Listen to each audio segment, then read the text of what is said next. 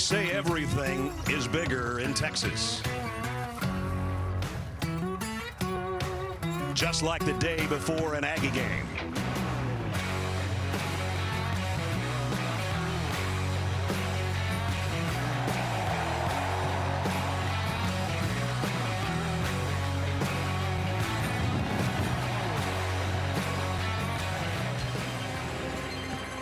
And that's how they do it in Aggie land. And with that, the Home Depot SEC on CBS brings us to Bryan, College Station, Texas.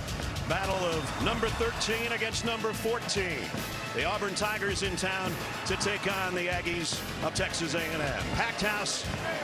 About 108,000 will join us on a picture-perfect day in East Central Texas. The standings in the SEC West. Here's how they look. Alabama on top. But remember, A&M already has a win over the Tide in their back pocket. Auburn, if they could run the table, well, if they can get to 3 weeks from now without a loss, what an Iron Bowl it would be between the Tigers and the Tide as Auburn controls its own destiny. Welcome, everybody. Brad Nessler with Gary Danielson and Jamie Erdahl. This is where you want to be, partner. First week in November, playing for something that means something. You know, when we started prepping for this game, I go, no talk about RPOs or jet sweeps. It was fundamentals, physical. I felt like Pat Dye and R.C. Slocum were the coaches for this game. Looking forward to it. It'll be like a 2010 SEC football game. Well, when we talked to first-year coach Brian Harsin yesterday, he said, I think my quarterback, Bo Nix, has come of age and is playing probably his best ball right now. I think he's right. From outside, we've watched Bo with his athletic talent, and we saw it earlier this year. We haven't seen him this year live, but against LSU, we saw the athlete Bo making plays and basically stealing this game against LSU. But now when you turn on the tape, you see the quarterback Bo, the new version of a guy that can stand in the pocket, make the play, uses 10 other players, and Ness, when he makes a play like this, he just turns on everybody with his football team. And one of those 10 other players is this guy in the backfield, Tank Bigsby, that's playing great. He is, and when he gets help from this running back like that, when he's got a guy to help him, Auburn is tough to beat. Well, a month ago we were here for the upset of A&M over Alabama, and we saw their quarterback, Zach Calzada, kind of come into his own. We saw the best of Zach Calzada, and A&M needed him for that game. He was brilliant. He really lit the fire. A&M was kind of down. They needed him to play well, but he needs the two guys behind him for A&M's offense to work, and he's got two great ones. Isaiah Spiller and Devon Achane, they are two special backs. They go through the backfield into the quarterback. A&M's offense is churning. This is going to be fun. Number 13 against number 14. In front of a packed house as you see Kyle Field. You'll see Jamie Erdahl, and you'll see the kickoff when we come back. Full house at Kyle Field, the home of the 12th man. Nix, he'll die out the deep ball. Dropped it in the basket. It's Bo. Ridiculousness once again. Tank Bigsby, he strolls into the end zone. Touchdown, Auburn! I'ma do it like a warrior. Achane takes it coast to coast. Touchdown, Aggies. Calzada will throw. Touchdown, Aggies. Sack. He hammered it.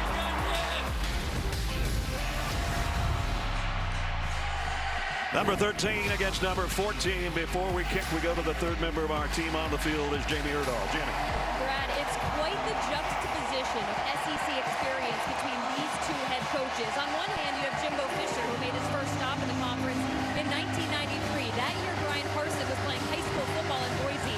Now, Harsin's coaching experience is extensive, but he's been to Kyle Field before when he was a co-offensive coordinator with the Longhorns. That final rivalry game was a win for Texas back in 2012, but that game showed him all he wanted to know about coaching in the SEC. So when he hired his staff after Harsin got the job at Auburn, he wanted guys with conference experience. Those are 5 assistant coaches right there. I actually spoke with Derek Mason a while back. He said Harsin has no ego when it comes to asking these former head coaches questions about what it's like coaching in this conference and this program. No ego, he says, with head coaches with experience, guys that he's known, guys that he didn't know that well on his staff now, and they're off to a 6-2 start, but maybe more importantly 3-1 in conference play. First time we got a chance to talk to him, the word I would use, serious. Yeah. He's a serious man when you talk to him. And he was serious on the field with his team before the game during warm-ups too. It's a beautiful day in Bryan College Station. Sunshine and 67 degrees. Virtually no wind. And of course the stadium's starting to sway along with us. Well, if we get as good a game as we got last time we were here, we'll be all right. Yep. That was a nighttime game. We're in the middle of the afternoon in Texas. And they don't sit down no matter what happens. Auburn won the toss. They want the football. Caden Davis has got it teed up. All-important game in the SEC West is underway. And Auburn and Bo Nix will start things off at the Tiger 25-yard line. As we take a look at our Papa John starting lineups, and it all starts with number 10. Bo Nix. Seems like he's been around forever. And he's still only a junior. And the rest of the offense that joins Bo looks like this. There was a time where some of the offensive linemen said, you know, we should make the tight ends linemen. They never catch any balls. That's not the story anymore, including Shanker, one of his favorite targets with 21 catches. Tank Bigsby, the tailback, number 4. They fake it to him on the bootleg. Nix throws a strike. Going to be close to a first down on the completion to Demetrius Robertson. Well, and you called it exactly. They do what they want to do. They know that A&M defense is loaded for the run, and it was a strike. Perfectly delivered. Second down and a yard. High backfield now, and the toss is to Hunter. And Hunter's got a first down and plenty more. Got face masked. And finally, bulldogged out of bounds. I don't know if we're going to get a flag, but certainly they had a hold of his face mask, and I guess no call. And Auburn's going to go a little bit of hurry up, no huddle here again after this play. Offensive coordinator trademark Mike Bobo would be the toss sweep, and he showed it right there. I guess they're saying they got the side of his helmet, not the face mask itself. At any rate, it's a first down for Auburn. Hunter now flushes out of that backfield. Nix looks that way, comes back to the right and in and out of the hands of the tight end who we highlighted, Shanker, as we set the Aggies defense for you.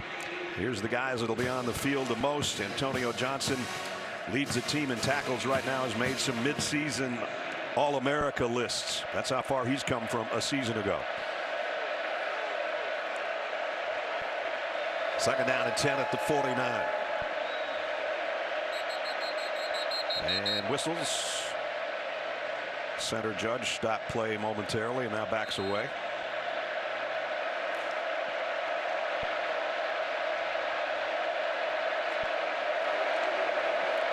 Straight up the middle is Bigsby. And Tank's got it into Aggie land at the 47. Aaron Hansford made the stop. So, as we said in the open, when Bo Nix has his tailback and Bigsby is making those tough 4-yard runs, 6-yard runs, downhill physical football. That's what Bigsby gets you. He's healthy now. He was last week, and you could see the difference in the Auburn offense. He had 140 yards, a season high in their win over Ole Miss. Shiver's in there right now, and it's getting noisy for the Aggie defense. Third down and 6. Nix, look out from behind, and down he goes. They got to him, and it's Tyree Johnson, who's been on a sack tear as of late.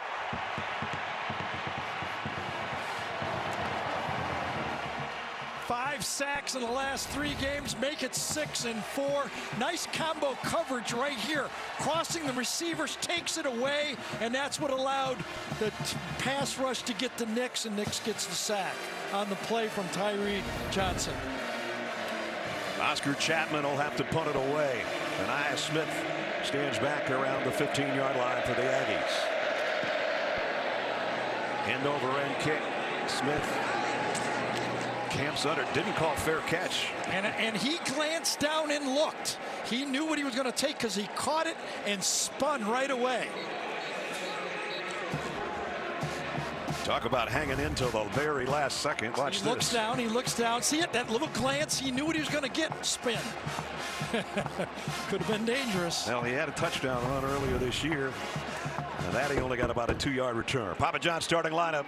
Let's set it for you with Zach Calzada out of Sugar Hill, Georgia, and Lanier High School at the helm for Texas A&M. Isaiah Spiller in the backfield with him. From the 16. Calzada throws. Weidermeyer, the tight end, is close to a first down on the first play of the game. As we check the rest of the offense for the Aggies, including Kenyon Green, who anchors their offensive line. He's played every spot on that offensive line except center, and he actually played center in the Orange Bowl back in January. They picked up 9 on the first completion to the tight end. It's second down and a yard. Spiller, and he's got the first down with a 2-yard gain against an Auburn defense that's been really stingy lately. And their linebackers are rangy, man. Jacoby McClain especially leads the team in tackles. He led the country in tackles last year and still didn't make the Butkus semifinal watch list, and his teammates say he's not that crazy about that fact, but I don't blame him. He's playing like a Butkus finalist. Calzada complete. Anaya Smith on the receiving end. That cross dog blitz with the 2 inside linebackers coming at it, picked up well, and then allowed Smith to go down there and run the little button hook. We were just talking about Jimbo about that. What we say is the old-time offense still works. Still works if you're accurate. Your guys get open. It'll go down to 10 and stop by the fire hydrant. I'll hit you. Second down and 2. Weidermeyer in motion, sets up on the right. They're going to flare it out. Oh, and Jalen Weidermeyer had nothing but room in front of him, but he forgot to take the laundry with him. So remember, at this point, Jimbo is still in his script. He scripts the first 15 plays, and he's moving the ball around to his playmakers. He's got Smith the ball. He's got Weidermeyer 2 targets already, and he's still mad. You asked him about that play sheet, and he said, I got one that's my first 15, and I got one to remind me to do certain things. He keeps turning the pages. Let's see what he's got on a 3rd down and 2, which page he'll look at.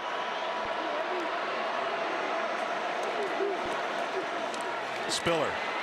Oh, man, he had to work for it. I don't know. He's going to be short, I think. Jacoby McClain made the stop. Good job by Colby Wooden, number 25, edge player. Gets in, makes a pile. Doesn't really make the tackle, but you see he forced the cutback on the play. Wooden, who's an edge player, an edge rusher, made the play against the run right there. He's the SEC Defensive Lineman of the Week for his performance against Ole Miss. And that play he just made is forced a 4th down and a yard, and inside their own 40. Unless they just try to draw him off, the Aggies are going to go for it. It's not inches here. It's a good half yard at least. And they're going for it. And it's Spiller. And he backpedaled and kept the legs driving just enough to move the chains. Well, I thought in the backfield, I thought Smoke Monday had him from behind on the play. Watch Monday in the middle of the screen right there. The safety blitz. It was a run defense called with a safety blitz, and I thought he had him in the backfield, and Spiller just strong enough to bust through that tackle. So first down at the 39. Calzada, plenty of time. He's going to go deep and got Weidermeyer this time. He holds on to it. Big gain. Down inside the 40 to the 36. So Calzada, since the Alabama game, has not been on fire with percentage of passes. He's been in the 50s, ranked 8th in the SEC in completion percentage. But don't question this man's arm. He has got a rifle. You give him time to throw, he'll put it right there. And that was the key. He had plenty of time to find Weidermeyer on that crossing route. First down at the Auburn 36. Here's a toss. Spiller. Nice job defensively out there on the edge. Smoke Monday with the tackle. And that's the first play that the A&M defense has slowed A&M down. Excuse me, the Auburn defense has slowed A&M down on first down. They've had a 9-yard pass, an 8-yard pass, and a 25-yard pass on first down.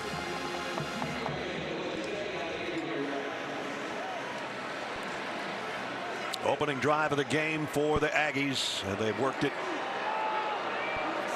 down to the 34 of Auburn. Play fake, quick throw, and a quick strike. First down, Demas. Demas makes a great catch here. This is tough. It does not, everybody says if it touches your hands, you can catch it. Yeah, I guess so. But when you're sprinting full speed inside and the ball's behind you, nice. Right off his right hip right there. Yep. In the red zone, the Aggies at the 18. Spiller up the middle. Isaiah Spiller down to the 5. And another first down run, another first down successful play. I'll tell you what, that script is working right now. It is. Right? These first 15 plays, the offensive line is getting the blocks up front. Great job by center Bryce Foster. Pushed his man clear out of the play. Anaya Smith, I think, is the injured party. We'll check on him and take a quick timeout. We'll be right back. Anaya Smith putting his helmet back on. At the end of that play, he was trying to get a block for Isaiah Spiller, and he got leg whipped in the knee, but he ran off under his own power. So you're going to see right to the right of your screen, and there right in the calf or the knee, and he goes down, but he appears to be okay. Meanwhile, his team is at the 5-yard line. And upcoming, the 11th play of the drive that started at their own 16-yard line. As Gary said, whatever has been scripted in those first 15 plays by Jimbo Fisher, just about every one of them's worked. Bill Walsh in his day used to say if the script worked well, I would turn it upside down and run it backwards later in the game.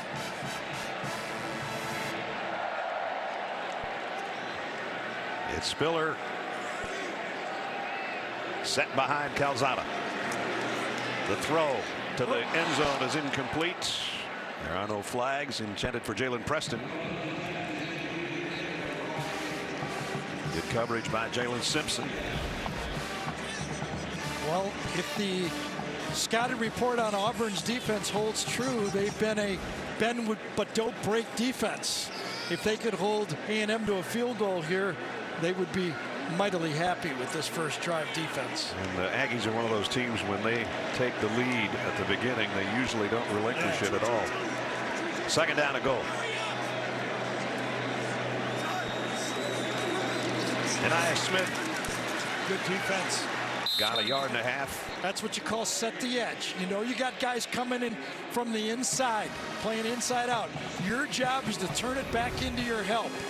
That was your guy Wooden again. Yep. Come out here, set the edge, turn it in, and Wooten makes the play. So third down to goal. See where Weidermeyer lines up, or if he's even in there. I don't see him right now. Now he's down in the slot. Boy, there's some confusion. They might want to take a timeout here. This is a ready-made timeout. They don't want to waste an opportunity midway through the first quarter after this good-looking drive. And so they do take the timeout with 7:20 remaining. And a big third down and goal for the Aggies coming up when we come back.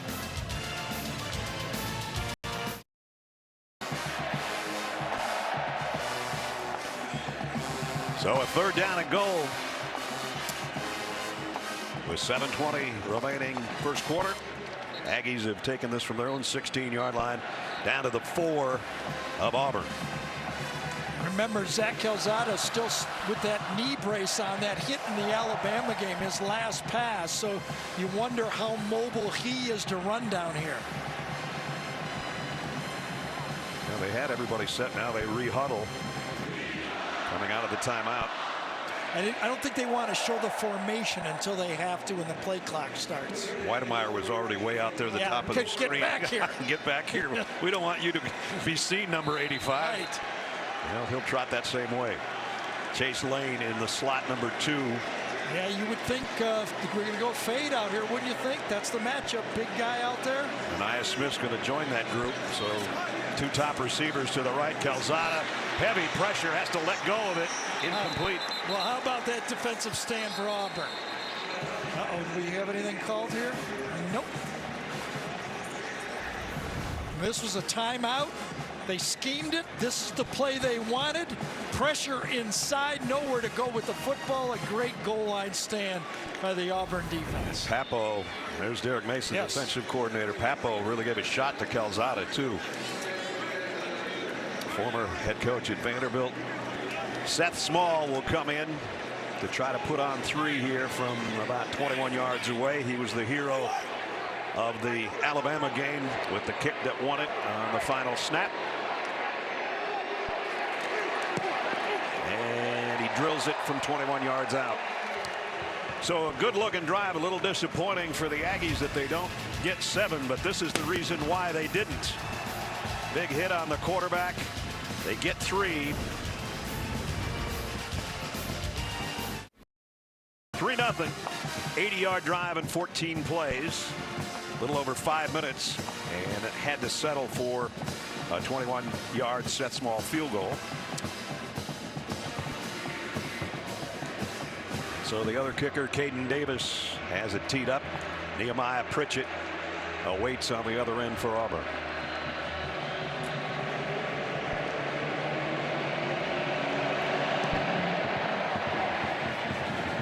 And that won't be returnable either. So out to the 25 come the Tigers, trailing by 3. 24-4 under Jimbo Fisher when scoring first, as I said. And I think it's a perfect record if they had the lead at the end of the first quarter, but we're only halfway through the quarter, so we'll wait on that one. Well, around these parts, it's the end of the game that counts the most. That's right.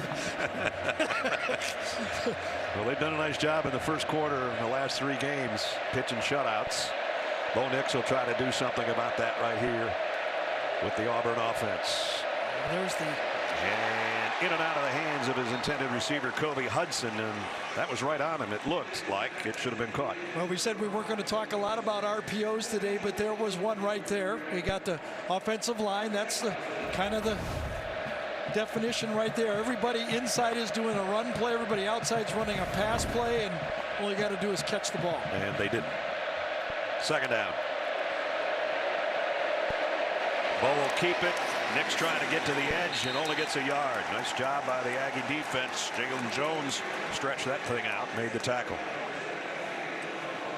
When you talk to the Texas A&M defenders, they've been preached all week that when Bo has the ball, he's a running back. Yep. Don't try to tackle him like a quarter, like it's me out there.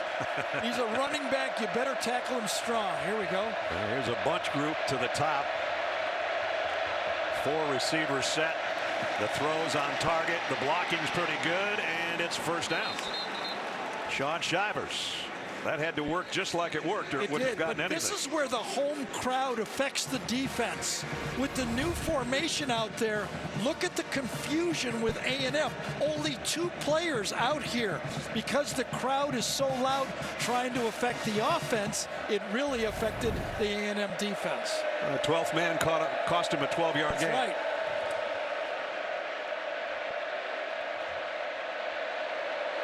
The toss to Bigsby. Tank just puts his head down and puts both hands around the ball to get maybe 2. Aaron Hansford, one of the first guys there to meet him. Clemens as well from the defensive line. When you turn on the tape for Auburn, you see a lot of toss sweep. It's kind of a staple for Mike Bobo.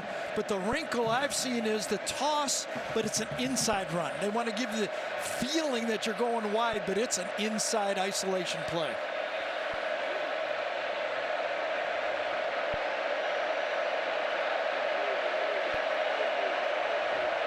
Two tight ends set here for Auburn on second down and 9. Nix off play action. Flares it out to Bigsby with the stiff arm. Still going. Going to be short of the first down. Ryan Harsin, so far in year one, the pass run ratio is different than it used to be, Gary. Yeah, they really strive for balance, and he's got it as you look at it. Gus was a little more heavy with that triple option offense from shotgun. They'll go under center a little bit more with the snap, but still first things first, run the ball. Auburn about a 45% third down team. They've got third down and 4 here. Bigsby. I beg your pardon. That is Shivers, and Shivers shakes through the middle for the first down. See, that's where Bo Nix really helps the running game on third down. That time, A&M was actually going to spy a player looking for a pass while he's trying to move and look for a passing or a running Bo out of a pass. They ran the ball right at him. There's some nice blocking up front, too. Shivers got it to the 48-yard line with a first down.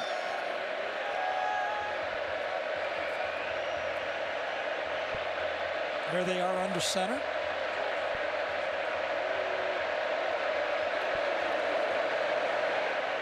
Throwing on the run and completing it out to the tight end Shanker, and another Auburn first down.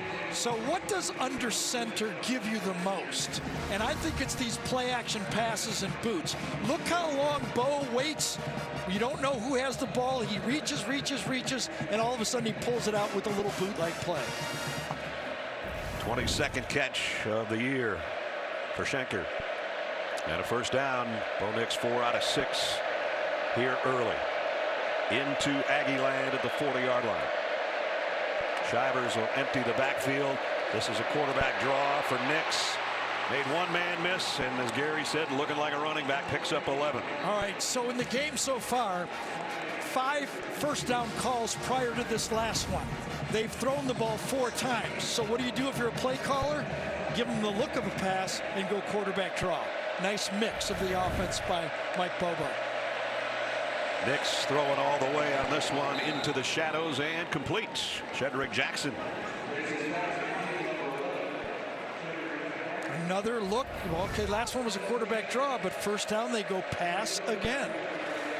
And successful. If you can gain 4 or more yards on first down, it's a success. And that one was good for 5. 2nd and 5. Bigsby back in at tailback, and Bo Nix back under center.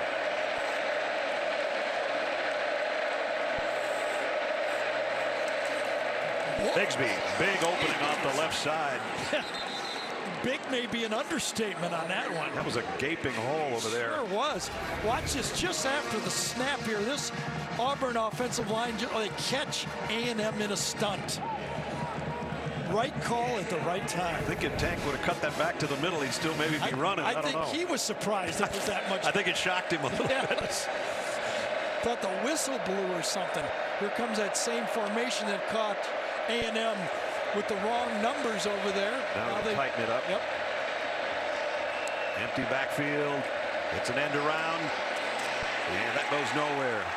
Shivers got back to the line of scrimmage. Nice job by the defense, and Andre White, the middle linebacker. He did, but Michael Clemens, again, just like we saw Auburn, watch Clemens turn the ball in. Turn it in, know where you got help, turns it in right to the linebacker.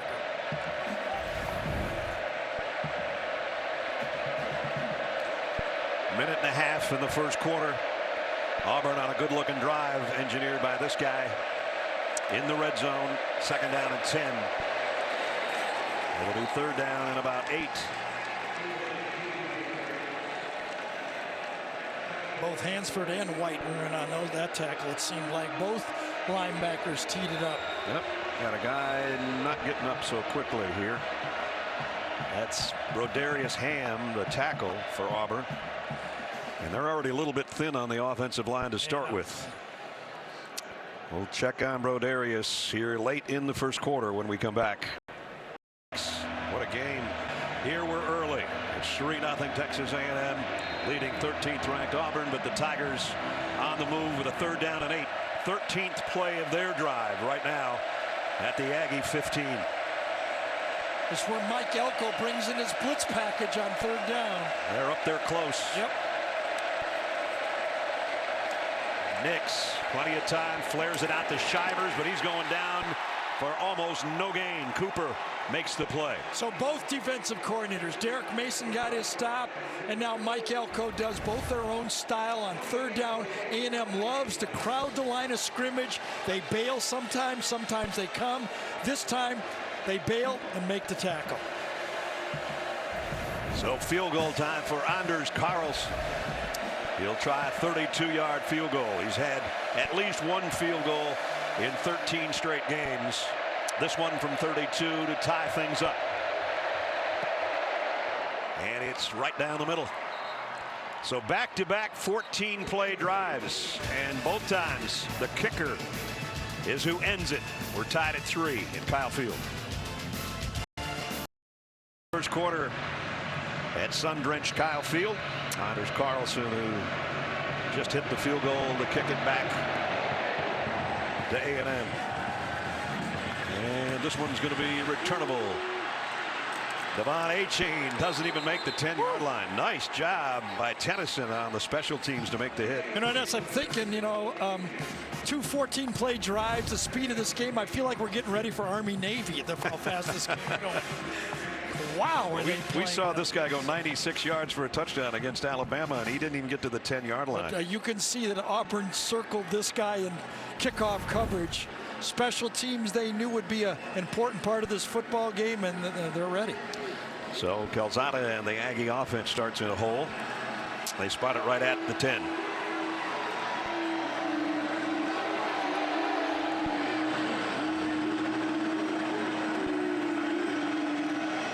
Weidermeyer in motion now, sets on the left side. That's where they'll run it with Spiller. Isaiah trying to weave his way through an opening. There isn't much there, though. And he picked up 2 to end quarter number 1. 2 14-play drives, 2 field goals to show for it. And the first 15 minutes has come to an end. End of 1 at Kyle Field. Number 13 Auburn. Number 14 Texas A&M. Deadlocked at 3-3. As you see above Kyle Field, those guys, I want those guys on my side. Yeah. Just dangling their legs out of the back of the helicopter. Best seats not in the house. Exactly right. These are some of the best seats in the house with the cadets. And we have a pretty good seat as well as we start the second quarter. The second down and 8 for Zach Calzada.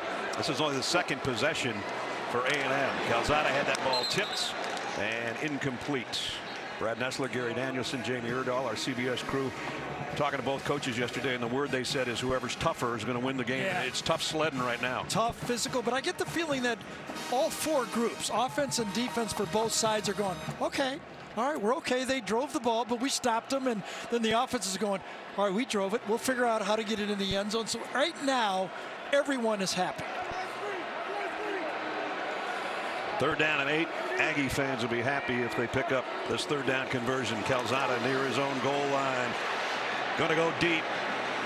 Overshot his intended receiver. Yeah, that was Jalen Preston. Yeah, and that was really good coverage by maybe one of the best corners we have in all of college football. Roger McCreary, number 23 for Auburn. Good protection, as Ness said, but going deep, nothing there. McCreary, step for step against Preston that time. That's how you play man-to-man coverage. So we're going to have Nick Constantino come in to punt. He's in his own end zone. The left footer lays it out there. Demetrius Robertson reversing field. Got around one guy, got a block. And Robertson, nice return. Out across the 45-yard line. The transfer from Georgia. Demetrius Robertson.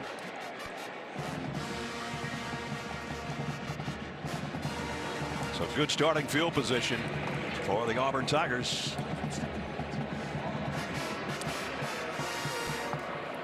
They'll be out there offensively here early in the second quarter.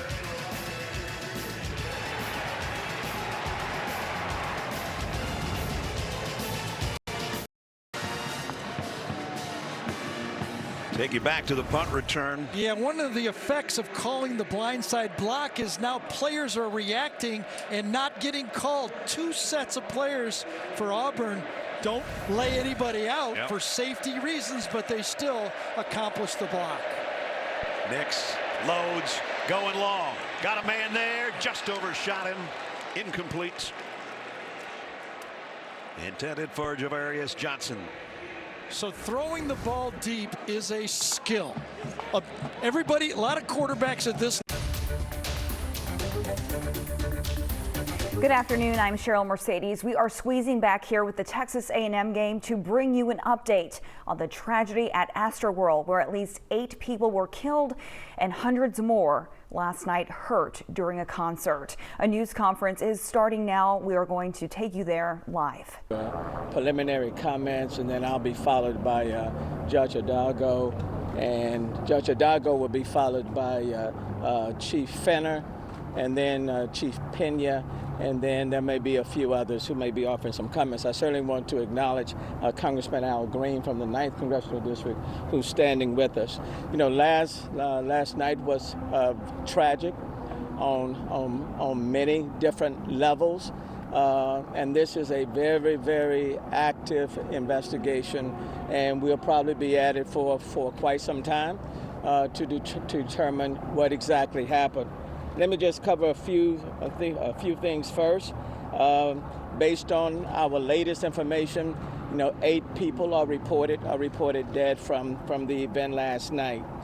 In terms of their ages, one is 14, one is 16, 2 are 21 years of age, 2 are 23, 1 is 27. And 1 remains unknown at this time. So a total of 8 that are reported dead.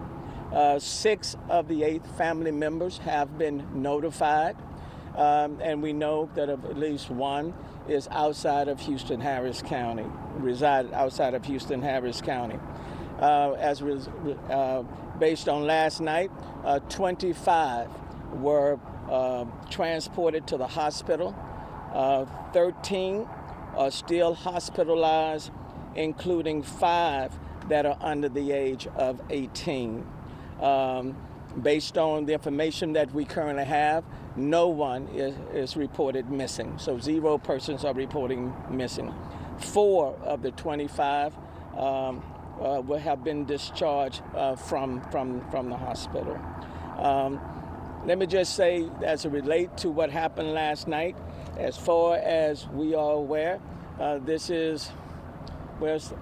not aware of any incident of this kind that has taken place at any one of our special events, either on the county side, on the city side, pretty much in the last 40 years, where anybody has lost life. Now, we've had events where there may have been a crowd rush, or somebody had to be ejected, or maybe somebody has been injured, but nothing of this magnitude that any of us can recall, and certainly that I can recall, that is taking place in this city. This incident is being thoroughly investigated and reviewed thoroughly. It is important for us to ascertain from last night what took place, what happened, where missteps may have occurred, and in so doing, there have been conversations with, for example, representatives of Live Nation. We'll continue to talk to Travis Scott's people. We'll talk to as many witnesses as we can who were present last night. We are talking with individuals who have been hospitalized to try to get a much better understanding of what took place, what went wrong, where were the missteps. Certainly, HPD and other law enforcement organizations will be looking at as much of the video footage as possible to try to ascertain what took place. We'll look at the security plans themselves. We'll look at the collaboration that took place between the county and the city, even leading up to this particular event. As you know, NRG is a county facility. This is where this incident occurred, but it also occurred inside the city of Houston. So we'll look in depth at the collaboration between the two entities. In terms of personnel, and Chief Fenner can go into this even more, but let me just say preliminarily, we know that there were about 528 HPD officers that provided security for the event, and an additional 755 persons representing private security that Live Nation had that was providing security at this particular facility. So there are a lot of, let me just say to you, there are a lot of unanswered questions. And over the next several days, several weeks, could be even longer, we'll take an in-depth look at everything that took place, why it took place, what steps we can do moving forward to mitigate an incident of this kind from taking place at any other point in time. Now, there are a lot of rumors on social media. Let me caution people not to buy into the rumors, okay? Because there are a lot of rumors, but nothing is left off the table in terms of persons who were there, people who may have fainted, or people who may, for whatever reasons, were transported to the hospital.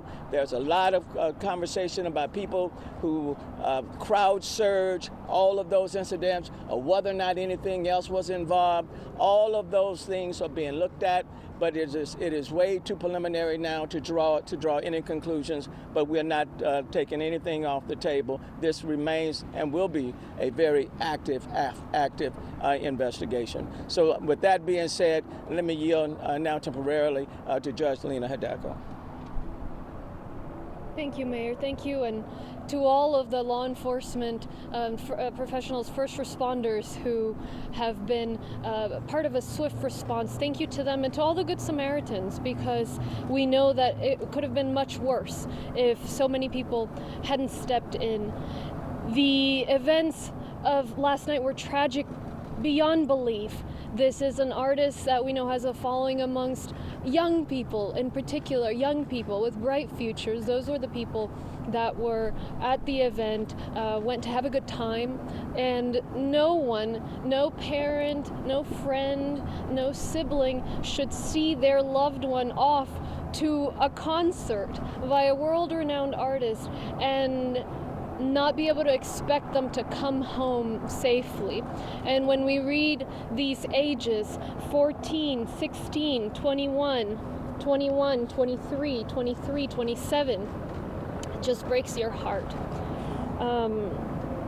And I know that the images we've seen are hard to stomach, and I imagine more will surface that are hard to stomach. Since late last night, I've been on the scene. I spent time at the Reunification Center talking to families, hearing their anguish. Those that didn't know where their loved ones were, sometimes it's harder not to know. And so I appreciate everybody's work, and how it could have been prevented, or if this was a particular situation that was simply out of everybody's hands. And I have directed county agencies to, as soon as we get that underway, cooperate, and I expect and hope the same for everybody else involved. As you all are aware, there was a similar incident in 2019 with Astroworld. There was a breaching of barricades. There were some issues with crowd control. Actions were taken after that experience. There was stronger fencing, more and more robust barricades, more personnel and more security personnel. You guys heard the increase in the officers. 2019 had 47 HPD officers. 2021 had 76 Houston Police Department officers. There was an increase in terms of private security, an increase in terms of event security. There was additional space for crowd control. But I want to know, and the community deserves to know, if more needed to have been done. So we'll focus on objectively finding out and reporting what happened, how it could have been prevented. And the public has a role here too. If you have any information as to what took place, let us know. Let the Houston Police Department know. Rumors, as the mayor said, that's not what we need, but there are some serious questions that need to be asked. So to the families, our hearts go out on behalf of Harris County. Our hearts go out to you, and just know that we won't give up on asking the tough questions about what exactly took place here. I'll repeat remarks in Spanish after everybody speaks. Thank you, Mayor. Thank you. Let me two things that I do want to acknowledge and offer my condolences to all of the families who lost loved ones, and to those family members who were injured. So I do want to do that. Number one, I want to offer our condolences and our prayers to them. Secondly, I do want to acknowledge the quick response of the Houston Fire Department EMS unit. They had units that were already stationed around NRG Stadium, and they were able to step in immediately when reports of incident occurred. So to Chief Pena, to his entire team, to HFD, to EMS, I do want to acknowledge their very quick response. And then from the moment, for example, the reports were made known in terms of people falling injured, let's say roughly at about 9:30. This event came to an end at 10 minutes after 10 is when everything stopped, and people were in between, either seen on the site or they were transported to area hospitals. So I do want to acknowledge the very quick response EMS units, and the fact that this event did come to an end at 10:10. And we do want a very, will be nonstop. Individuals that were trampled, and we want to be respectful of that, but we just ask that y'all give us time to do a proper investigation. Live Nation has stated from the very beginning that they would cooperate. They're going to give us the video sometime this evening. I spoke to my commander in homicide, so we're waiting to get that. That's going to help us. But I also want to call out to the community, kids and young individuals that was out there. If you see something, say something. This is now a criminal investigation that's going to involve our homicide division as well as narcotics, and we're going to get down to the bottom of it. I just want to thank Live Nation and everybody else out there. There was cooperation. I also want to say thanks to our police officers. A lot of them administered CPR. Executive Chief Larry Satterwhite was out there. And something that was important, and the mayor just said it, but I want to hit it again. 9:30, right there. That's when a few people started going down. Our people stepped up and immediately went to the producers and told them, hey, people are going down. This show ended at 10:10 p.m. So I just want to acknowledge that. As far as arrests last night, 25 arrests, 23 of those 25 were trespassers. 1 possession of marijuana and 1 public intoxication. So we'll just open it up for questions after. Chief Pena, go ahead. Thank you. Good afternoon, everyone. I want to first start by expressing my most sincere condolences to the families of the victims. This is an unimaginable tragedy that they are experiencing, and it's because of that we're committed to work with our partners, the police department and everybody else involved, in ensuring that this is a complete and full investigation into the cause of this tragedy. Know that the Houston Fire Department, we're going to be looking into the permits that were issued and ensuring that the plan that was submitted was adhered to during the event. This is going to be part of the investigation. Our commitment is to ensure that we are turning every stone, as was mentioned here earlier by the mayor, to ensure that we get to the bottom of this issue. The Houston Fire Department, we had a very robust contingency and emergency response plan. The primary medical component was delivered by a third-party medical company for the venue. The security was the same. It was a third-party company that was delivering the security primarily for that venue. In spite of that, we did have units that were pre-positioned from the Houston Fire Department to ensure that we were monitoring the progress and the event. From the time, as Mayor mentioned, from the time that the incident started to escalate around 9:30, we requested additional resources to the scene to augment those that were already pre-positioned around that venue. And this is important. Even though the plan did not require for that, we had pre-positioned units around the venue in case this incident escalated. From the time that the mass casualty incident was declared to the first unit on scene was 2 minutes when we began to make patient contact. That is an incredible response, and look, that can't go unnoticed. As far as the planning, we here in the city of Houston take these events very seriously. Public safety is our primary concern. The mayor has tasked us with ensuring that we have the resources and the plans and the contingencies ready for these events. We've done these before. I believe we had a robust plan for a non-event. Certainly, the level of injuries, the number of people in that venue quickly overwhelmed the third-party vendors that were providing the security and the medical component. We quickly were able to respond. In regards to the layout, there is no occupancy permit for an outdoor event.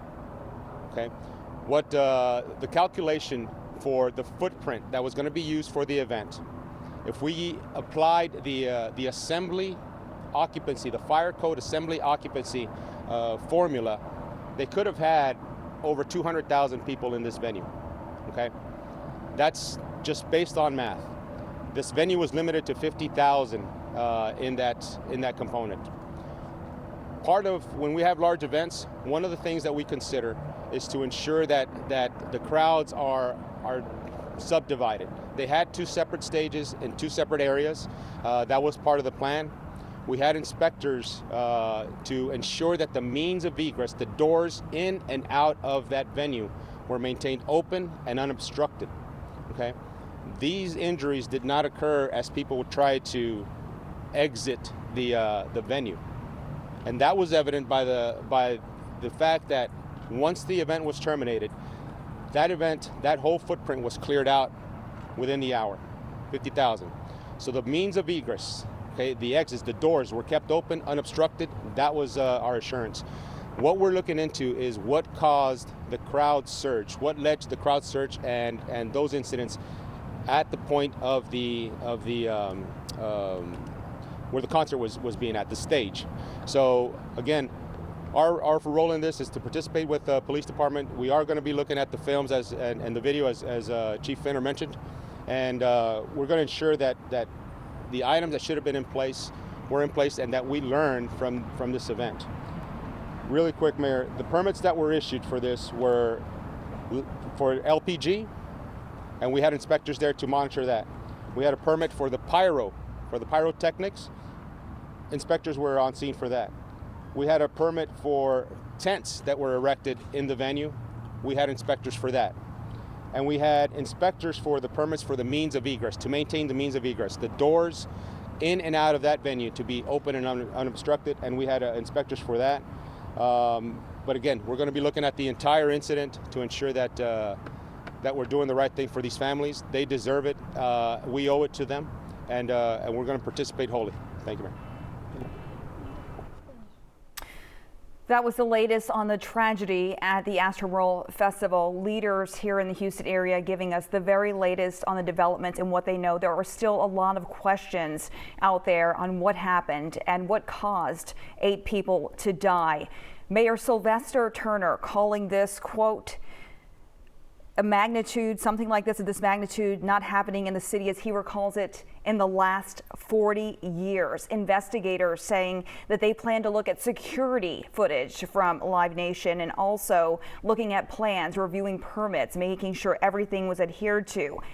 As Chief Troy Finner said, making sure nothing is left on the table. Speaking to the young folks out there, saying if you saw something, report it. This is a narcotics as well as an active homicide investigation at this point. This news conference will continue streaming at KHOU.com, and we will bring you more at 5 o'clock on KHOU.com and in our 6 and 10 o'clock newscasts right here on KHOU 11. We now return you to college football matchup, and they've been going to him. And he had 4 for 75 and 2 touchdowns against South Carolina, so he had been warming up.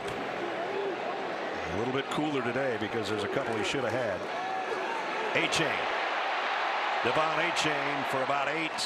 Smoke Monday wraps him up, but they're back in. So this Auburn defense has realized when A-Chain gets the football, he can take it to the house. We've seen it, and as we watch him play, he's a football player who runs track. He may be the fastest player in college football at any position. Not many are going to catch him from behind, I can tell you that much. Here he is again, and he's got a first down to the 41. Jamie?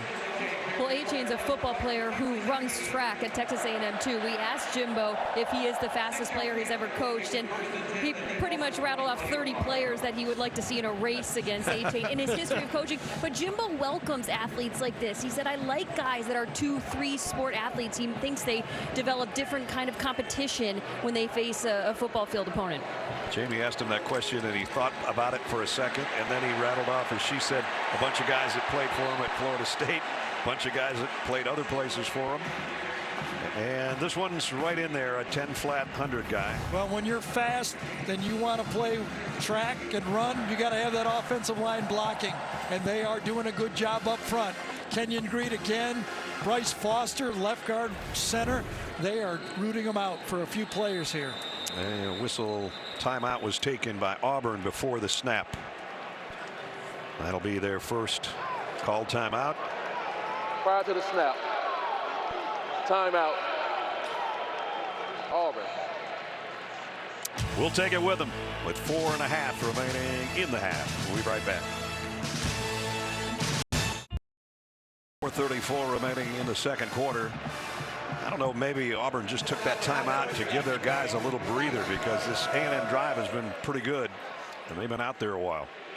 Well, I don't know. I don't know about, it's 4 plays, but they've been successful plays. Yeah. 13 yards, 8 yards, 11 yards, all on first down, and another first down right here.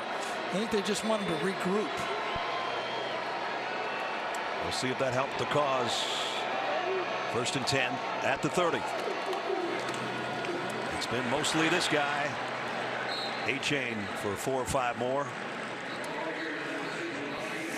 Well, again, when these quarterbacks have the running game behind them, remember, Calzada is not going to bring you a running quarterback. With his knee, he's handing off or throwing from the pocket. But last year, Spiller and A-Chain went 29 for 220 against Auburn in this game. So Auburn's handled them so far.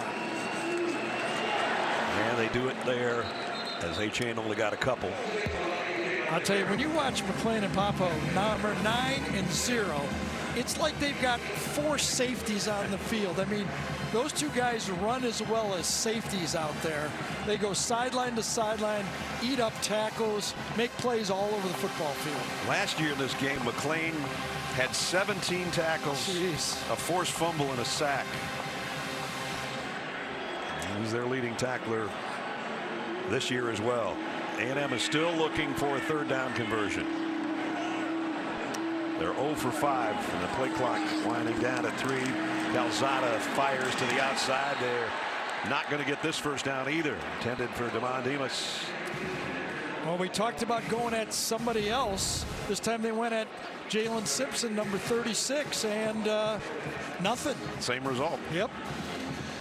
So they're 0 for 6 on 3rd down. It does feel, though, on 3rd down they're squatting on those plays.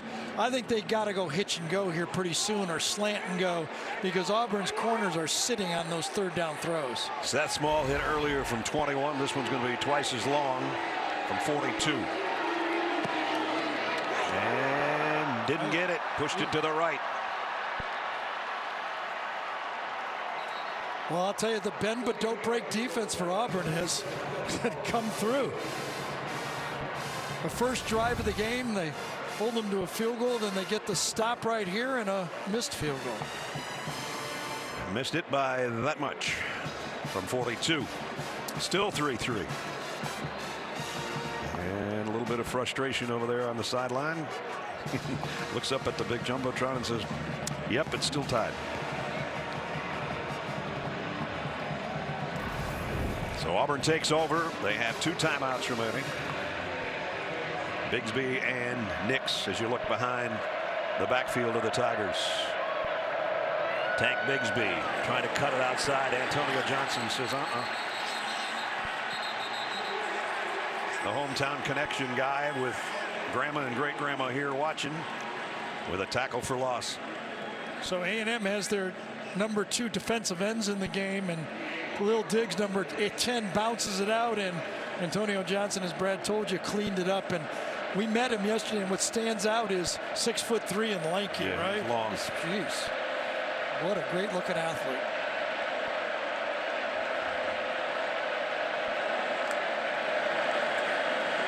Nix down the middle, connects with his tight end Schenker for the first down.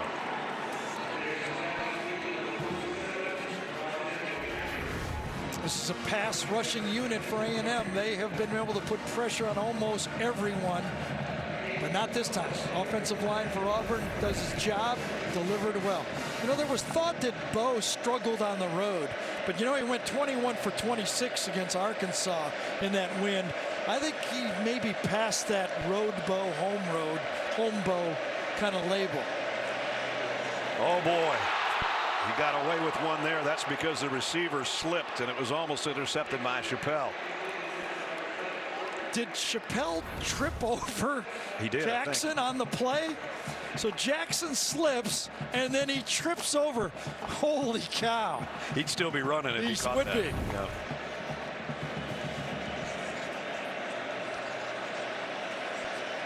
That's one. When you let it go and you see your receiver fall down like that, you're like, I got to go make the tackle.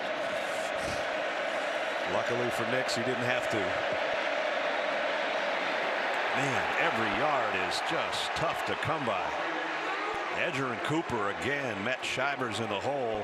Shivers maybe got one out of it on forward progress. Yeah, and you talk to Mike Elko, and he just says that Edger and Cooper has just continued to improve every week.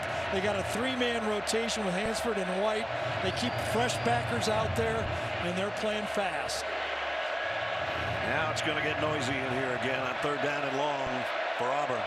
It's a minute and a half to go in the second quarter. And Bo Nix pointing to the sideline. I think they're going to have to take a timeout. They are. And he is not happy with someone in his grouping. Timeout.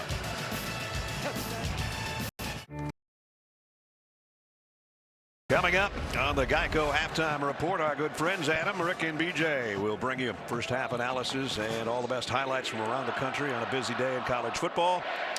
Another unbeaten is beaten now as Wake Forest lost. Zook and the guys will talk about that one. Look back at what we've seen here. A hard-hitting, hard-hitting first half. And there's what Gary was talking about last couple of road games. He's been really, really good. It's been a tough go today against this Aggie defense. Remember 2 series ago they did safety blitz. They're coming again. And this one caught. I don't think did he so. scrape it off the turf? I think it skipped. Incomplete. Intended for Jarius Johnson. So Mike Elko, who says, I always have a package, a 3rd down package that they did not practice. It's something new I put in for every game. It's safety blitz 2 series ago, does it again, and gets off the field on 3rd down. And forces a punt. By Chapman. There's Mike, the defensive coordinator. His name has surfaced in some of the openings in college football as far as a head coach. Flag down. False start. Kicking team, number 13. 5-yard penalty. 4th down. So they'll backpedal 5 and do it again. Back to our conversation with the defensive coordinator, Mike Elko. He says, since the first 14 plays in the Arkansas game, when we were down 17-0, we have played solid defensive football.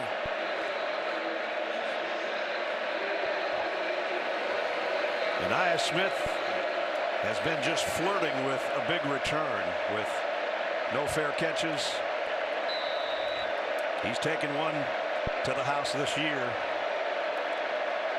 Well, he had one fair catch, but he got hit on it. I don't think he should do it again. Now he has another fair catch. They saw that one, and so did Tennyson, who's the first guy down there. The first time he didn't fair catch, he almost got killed. So he fair catches, does get killed. So, all right, here we go. And they've got it back with 1:11. Earlier, we asked you the trivia question. Since the college football playoff started in 14, 6 teams to be ranked number 1. As Gary said, you should get 4 of these without even working too hard. And the answer: Alabama, Clemson, Georgia, LSU, Mississippi State's the one that maybe you wouldn't have got. That's the test if you're good. You get Mississippi State. And with that, here's the college football playoff this week. Georgia a winner. Alabama plays LSU tonight. Purdue's out in front of Michigan State. Oregon and Washington get together tonight, and you see the rest. Wake Forest falls from the undefeated ranks. Isaiah Spiller only a yard. Looking closer at that poll, you know what stands out is the 4 teams in the playoff as of now. We're all on the same staff at Alabama. How about that? Kirby at Georgia, Mel Tucker at Michigan State, and Mario Cristobal at Oregon. How about that? And Lane Kiffin was down there in the corner at Ole Miss. It didn't count. And have a holding call, I'm sure. The pass is complete. And up to the 25-yard line is Jalen Preston. Yeah, I think it was Johnson, number 58, that got the holding penalty late. It was, even A&M fans aren't going to argue with this one.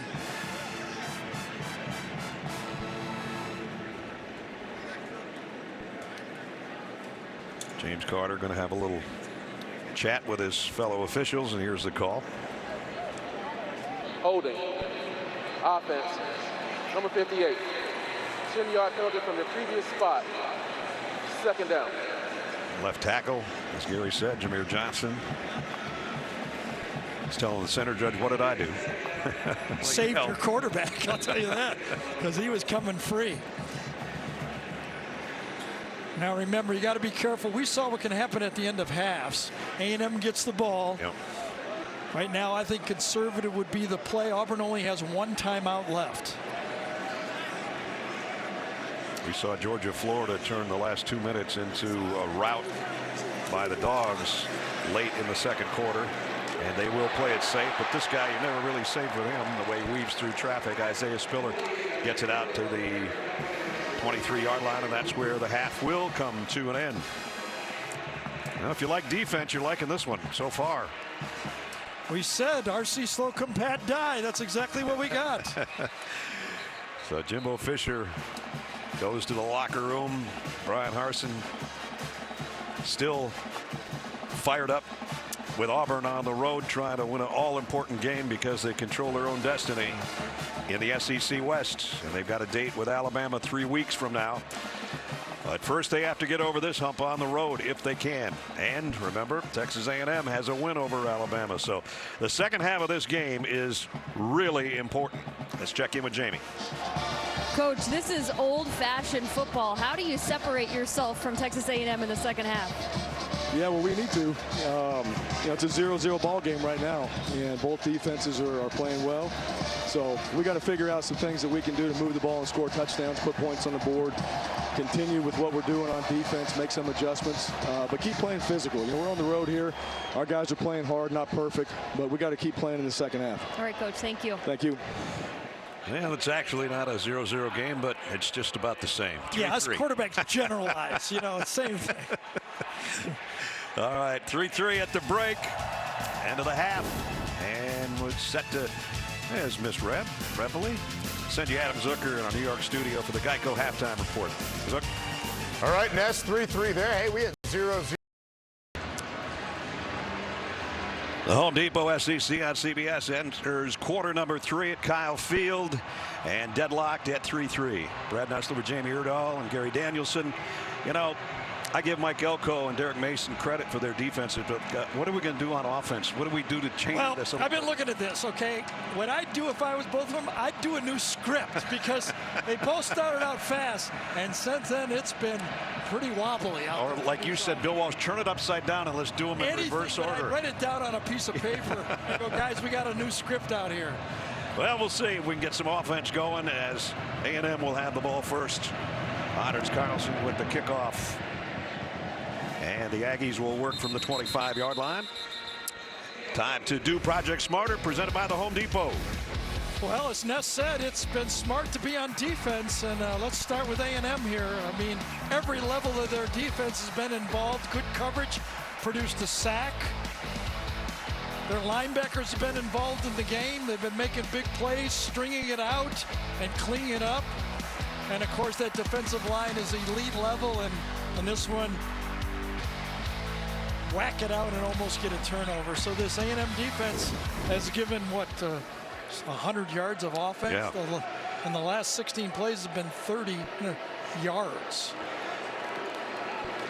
Isaiah Spiller. He's going, oh, man. Tennyson again. And that's a 5-yard loss. Again, Colby Wooden, number 25, the defensive end, turns it in. Nowhere to go. Got to go back to the other side. McLean was forcing it in and then cleaned up by Tennyson. That was a form tackle by number 13. Again, neither one of the running backs for A&M, who are, as a position, the leading receiver on the team, has even been targeted in the game for a pass. God, I think they're going to throw it to him pretty soon. There comes one. Spiller, just when Gary called it. Let's check in with Jamie. Yeah, and putting yards together for Texas A&M's offense has been a challenge. Jimbo Fisher just told me that they can't rely too much on their run game in the second half. And in that first half, they were plagued by critical drops. Zach Calzada has made good decisions, and he can keep making those plays, but the guys have to catch the ball. Offensively, wide receiver Chase Lane, he will not return to this game. He's got a lower left leg injury. All right, Jamie, thanks. Isaiah Spiller has a lower left leg injury right now. He's limping out there in the flat after that last reception, and that one's knocked away. It's good coverage. Jalen Simpson. So if Spiller finally gets a pass, goes out to the sideline, and gains basically nothing, but came up lipping on the. Oh man, you can see right on both ankles. Up. Yes. Can't tell which one it is. Nope. Well, they're 0 for 7 on third down conversions now. Another punt. Constantino to kick.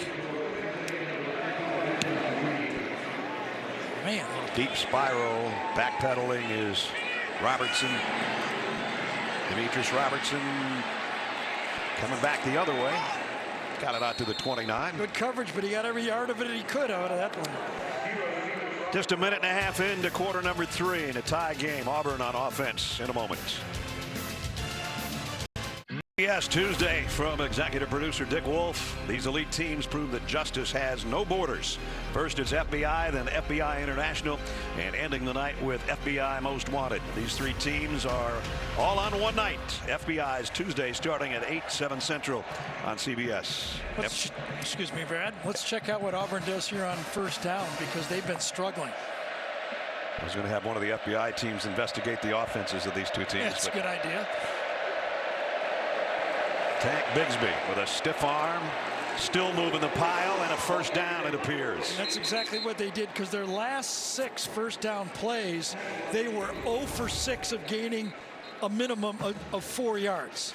They went no gain, incomplete, incomplete, no gain, 3 yards, and -1. And Bigsby on a first down run takes it for a first down.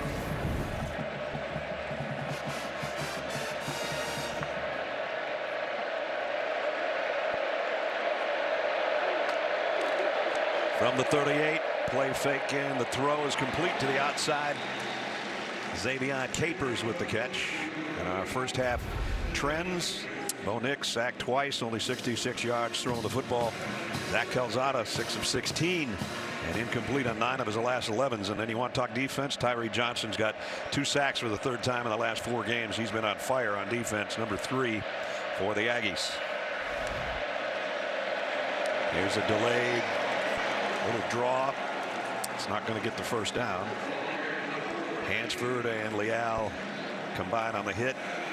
Marvin Leal doesn't get a lot of credit anymore. Everybody used to talk about him all the time. He just keeps plugging things up in the middle. He does. He moves around to defensive end occasionally too, but Leal sometimes plays that defensive tackle spot. That's about the spot on the field in the first drive where Jimbo went for it on 4th and short. Let's see if Brian Harsin wants to do it if they don't pick it up here. Nix is under center, play action, going to go long and got it. Complete inside the 40. And again, they use the tight end, Luke Deal, this time. Well, against Ole Miss, Luke Deal was a little bit quiet, only 1 reception, but you can see on this one, got a guy just throwing right at the back of the helmet that time. Great throw. You know, you got that guy chasing and you just throw it high and expect your guy to make the play. Good throw by Bo. Nix picked up 16 to his tight end down to the 39.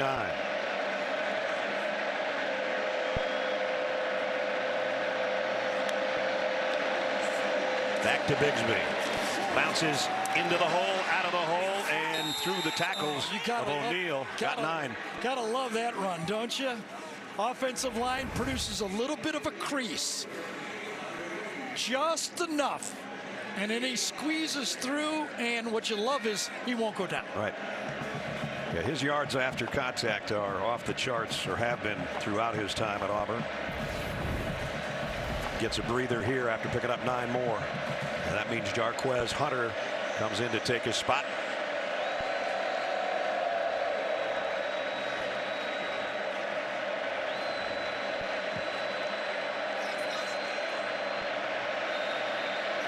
Play clock down 2 and.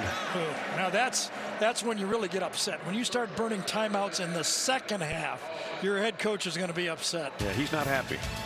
We'll take the timeout with him.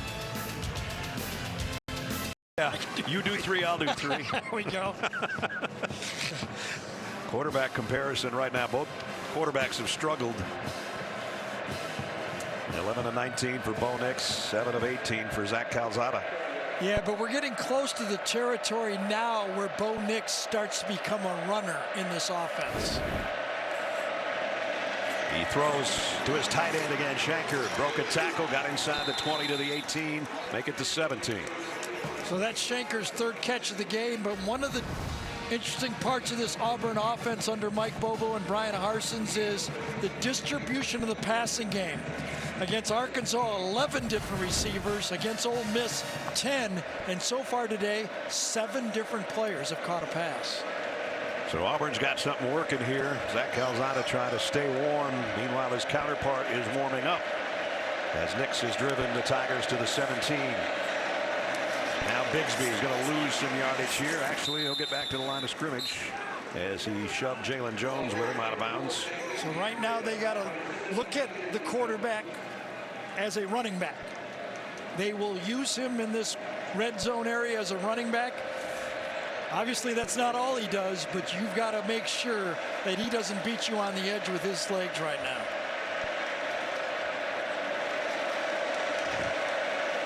They keep 2 tight ends in, both on the left side, including Fromm.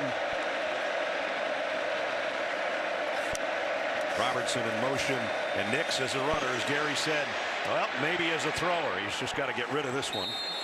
They had an illegal man downfield, blocker downfield. They should call that a penalty. Yeah, that's what Jimbo is saying too, because that was run all the way until he pulled up and then just threw it out. Austin Troxel, number 68, was almost 8 yards downfield. Watch this right here. See if he doesn't go downfield on this play. Oh yeah, those linemen are 8-9 yards downfield. He just avoids the sack by throwing it away. They missed that call. There was 2 guys down there. Absolutely. There was 1 almost to the goal line.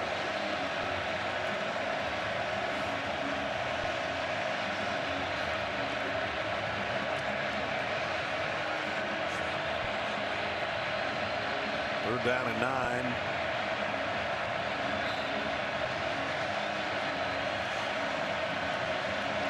Crowd is really amped up. Second largest crowd ever at Kyle Field watching this one. They're going to bring the house. Nix to throw to the corner of the end zone and just couldn't find it. Kobe Hudson, it was coming right over his head and he just couldn't locate the football. Yeah, a little bit of a disconnect there. You've got to be precise in the red zone. When you're throwing the ball in the red zone, there's not a lot of room. You lay it up, not accurate enough. It had to be almost a perfect throw. This thing just kind of went to where no one could get it, especially Hudson, obviously. Anders Carlson in for a 33-yard field goal attempt. He hit one earlier to try to give Auburn the lead back. And he missed it to the right. Cow.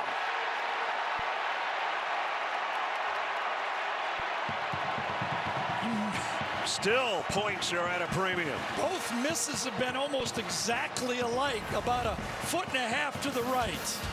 Will we ever get off a 3-3 tie? You'll want to hang around with us when we come back. We'll find out together.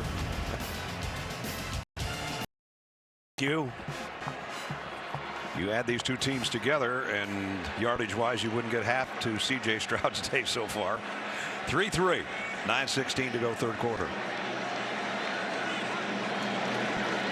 Calzada throws it out in the flat to A-Chain. Broke one tackle, but not the second. So we take a look at the Dr. Pepper SEC standings today. Coming in, you see both sides. Georgia still perfect at 9-0, the #1 team in the country, and obviously atop the East. And they are headed to Atlanta to play in the conference championship game. Alabama's got a date with LSU a little bit later, and then Auburn and Texas A&M trying to keep pace, or at least keep the pressure on Alabama. If Auburn could win out, they would go to Atlanta to meet Georgia for a second time this year. One of their 2 losses earlier this season to the Dogs, the other to Penn State. Calzada is going to go long. Man out there, got him. Chapman. Finally a big play. That's Caleb Chapman's 7th reception of the year. He had 4 early, but he's been injured. Had one last week. He's right here. I was thinking this was going to happen on 3rd down because they were squatting, but on 2nd down, Caleb Chapman runs right by him, and a perfect throw. Great catch. And look how much bigger Chapman seems this year than a year ago. Yeah, no he was a kidding. skinny kid a year ago. Big play there. 49 yards to the 32. Calzada throws to the outside. It goes right back to him, and he tiptoes out of bounds right at the 1st down marker. A little bit of time here. A-Chain just nips the pass rusher just enough to make him turn in, allows Calzada to get out and deliver the ball. Well, that's a heck of a throw. There is. The guy can throw the football. There's no doubt about it. He's gaining his confidence in that Alabama game when we've seen when he gets hot. Yep. And his arm talent is big. A-Chain might have lost a half a yard on that one. Interesting play where Anais Smith is your lead blocker on the play. Aggies made the tackle. So we've been talking about the Auburn defense, and you got to give them credit. They stood up for a long. I was saying they're bend but don't break, but they haven't been bending until that play. They haven't been giving up anything since the first drive, basically. Calzada straight down the middle and completes to Anais Smith, who gives a little bow. So I said at the 4-yard line. Excuse me, Brandon. I said Anais Smith was in as a blocker, but this time it was one-on-one, and he knew it. Now, did he catch that ball? Another look? Can't tell. Quick snap, that's the thing to do. But I wonder if Brian Harsons is going to challenge, or is he waiting? That's a complete pass. The previous play is under review. Yeah, he was wondering if it was going to go under review. I think it's whether he challenged or not. I think the replay booth did a good job of stopping it and taking a look here. This should be a good look from this angle. I thought he had it. And I still think he has it. Yeah, I don't think that ball moves. It hits the ground, but it doesn't move. Gene Steratore is with us for the first time today. Gene, we waited till the third quarter to ask you something. Yeah, and the last angle we got is a really good shot, guys, and I agree. The left hand is firm and under the ball. Now, the ball does make contact with the ground, but the hand is there, and I believe he has firm control. In that case, I don't believe that the ground is aiding him in making a reception of a loose ball, and I would stay with a catch on this one. And Ladarius Tennyson did a good job of fighting all the way through on that play. If it holds, it's at the 4-yard line. It'll be first and goal there. Zach Calzada on that play head as we're looking for the call here. After review, the ruling on the field stands. First down. We said Zach's not much of a runner, but on this time, he was a good backpedaler because he was under pressure and he had to give way. He knew he had one-on-one. He knew what he wanted, but he saw the rush and he just kind of fade away through it that time. He's made 2 really tough throws on this drive. The long ball wasn't even his toughest throw. The other one to Chapman on the far side, and then that one backpedaling, as Gary said, right on the money. Let's see how aggressive Jimbo is, because remember, they were down here before and were forced into a field goal. A-chain. Oh boy, flags all over.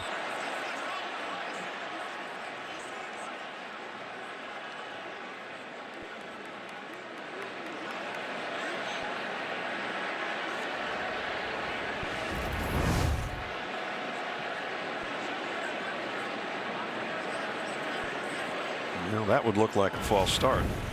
Yeah, then Kenyon Green moved. He saw that little bit of movement from Auburn, but they weren't in the neutral zone. Offense, number 55, 5-yard penalty. Remains first down. Auburn was leaning and anticipating the snap, but they did not go in the neutral zone when Green moved. I think Zach Calzada was trying to sell the referee on the fact that Auburn might have been making some sounds and noises over there to make them jump. But he doesn't win the battle, and it backs it up to the 9-yard line. Weidermeyer, the tight end, is in tight on the left. A-chain behind Calzada. 2 tight ends into the left. Oh my goodness. Maybe we're never going to get this first down play done.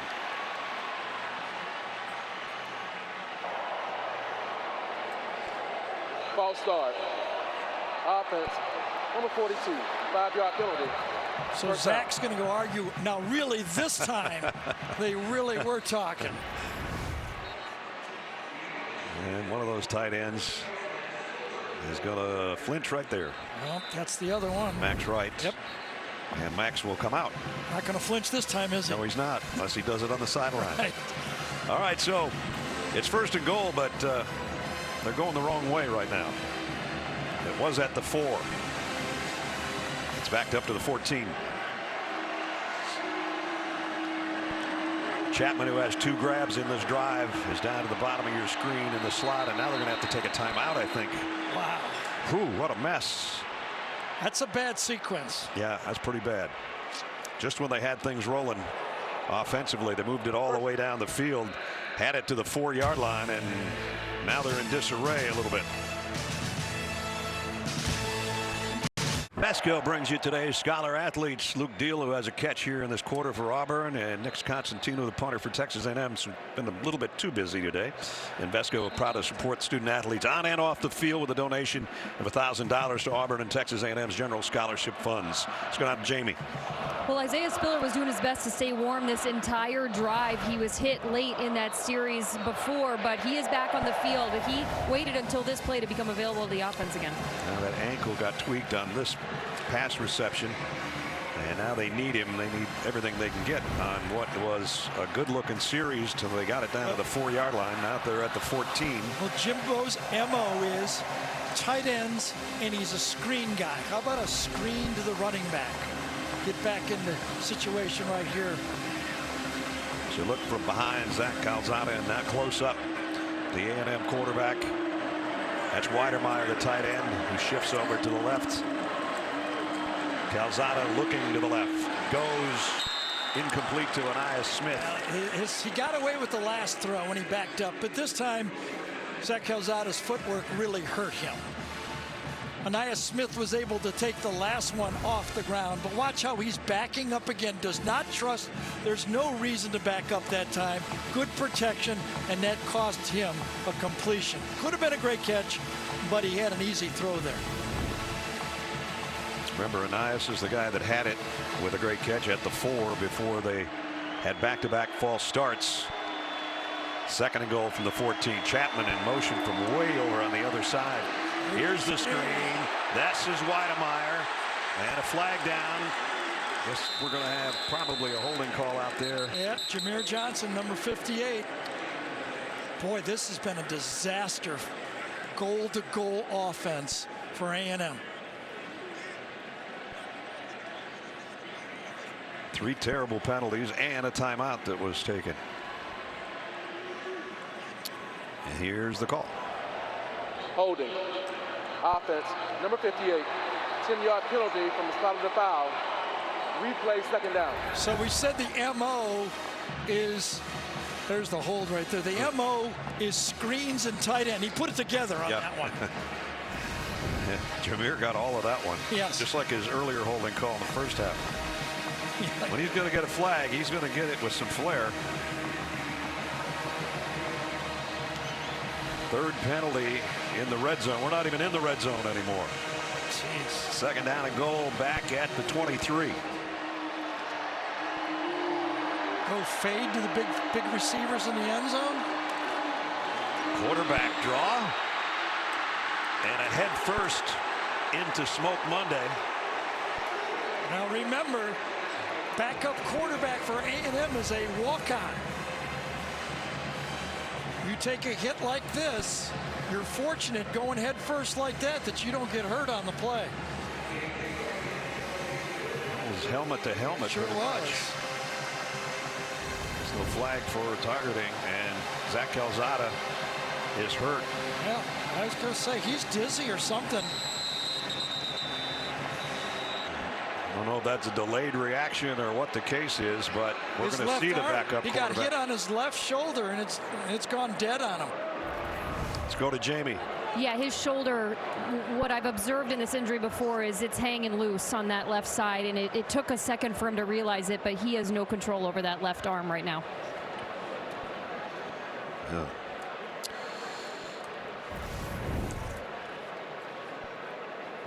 The best you can hope for right now is that it's a stinger, but here's the guy Gary talked about, Blake Boast.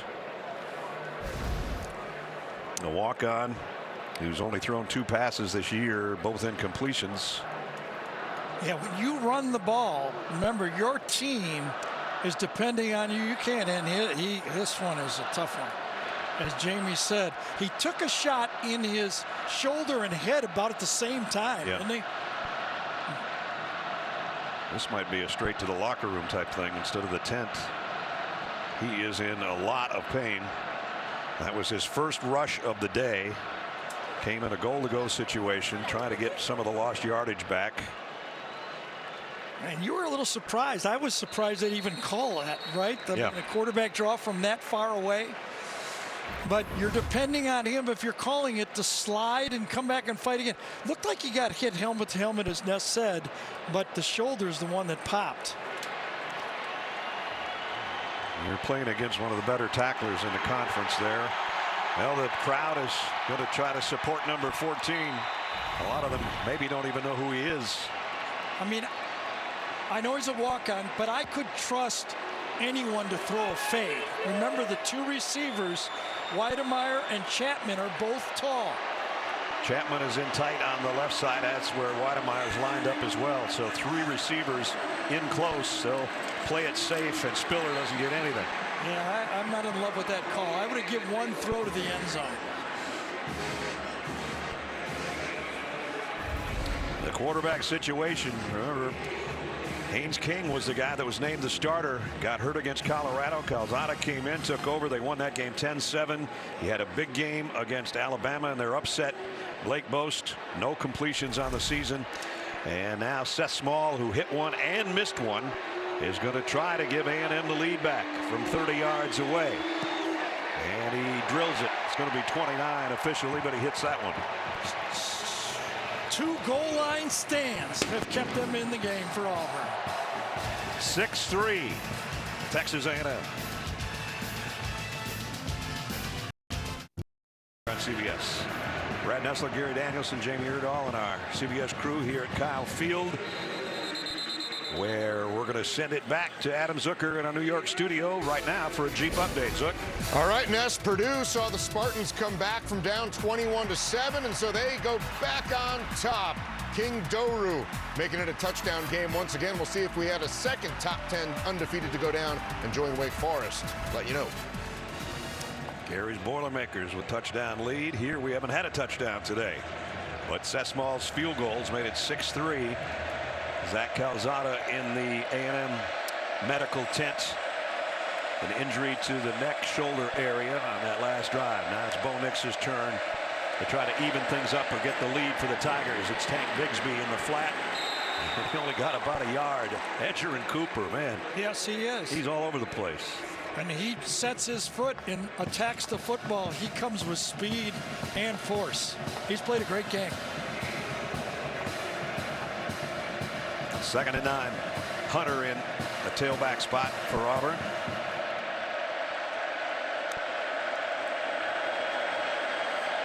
Nick's going to flare it out in the flat to Shivers. Trying to put a move on, got it to the 30, and that's about it. Let's get an update on Calzada from Jamie. Well, as he remains in the medical tent, Jimbo Fisher did go in to check on him for a couple minutes. When he came out, he went straight to Blake Boston. He has started to warm up continuously with his helmet on the sideline here. Thanks. There's a replay of the pain that Zach's in. And the walk-on continues, as Jamie said, to warm up on the sideline, hoping to get the ball back if they can prevent a 3rd down conversion by the Tigers. 3rd and 5. Blitz coming. Nix just throws it in the dirt. I don't think that play counted. It was a penalty before the snap. False start. Offense, number 5. 5-yard penalty. 3rd down. They're probably happy about that. Yeah, Kobe Hudson, I think the wide receiver, moved right before the snap. Antonio Johnson was going to try to take Bo Nix's shoulders off his body. I think that's him out there. Wasn't much. 3rd and 10.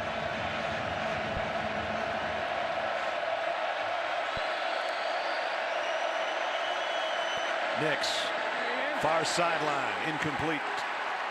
Intended for Jackson again. Well, one thing that Antonio Johnson, when I asked him what guy have earned your respect this year, he said Tyreek Chappell, the freshman. Plays good coverage, knows how to hold without getting caught, as he kind of grabbed that jersey there.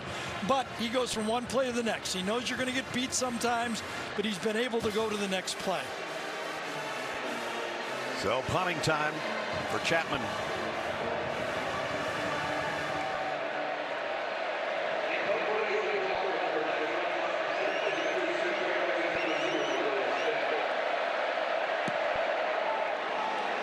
This one comes to the near side. Smith trying to track it down. Boy, it's a great roll. And goes out of bounds around the 13-yard line. And they're spotted at the 12. Calzada has. Yeah, I wouldn't count him out. We thought he broke his leg and he came back. Yeah. He's out of the tent. And he's still trying to get the rib protector and the shoulder pads tightened up. So I don't know. I think Boast is coming out. Freshman walk-on from Groves, Texas. Well, here's the thing. If you're Derek Mason, you're saying he ain't going to throw the ball. So let's play the run. If we have to put an extra guy in the box, let's dare him to throw the football.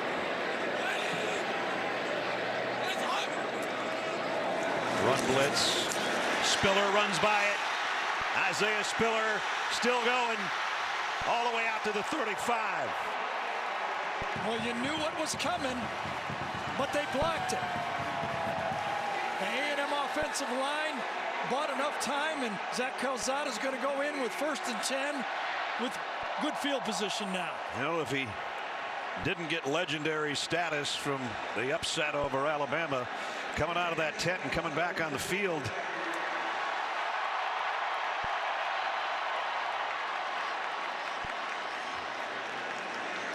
Let's see how he does. It's Spiller. Isaiah got a couple more. Well, as we talked about on first down, everybody knows it's going to be a run here. Oh, man, does the job again by Kenyon Green. All day inside, he has been getting his man turned and producing space for the running back. Final minute of the third quarter.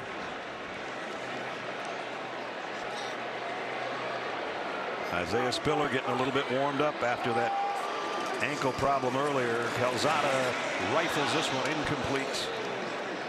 Nowhere near Demas, the intended receiver. Now he's got a harness on his left shoulder and a knee brace. He's got 2 injuries, and he's got a harness and a left knee brace. The left side of the body is hurt. I'd say 0 for 8 on third down conversions today. You got a quarterback that's hurt all the way down the left side, as Gary said, on a 3rd and 8. They need to get it to the 45. Man-to-man coverage on Weidermeyer right there.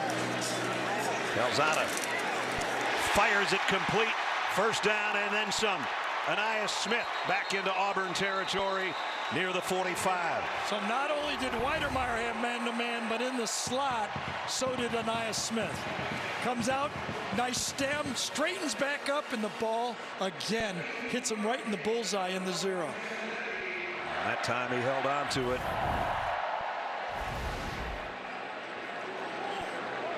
First third down conversion, and it was a big one.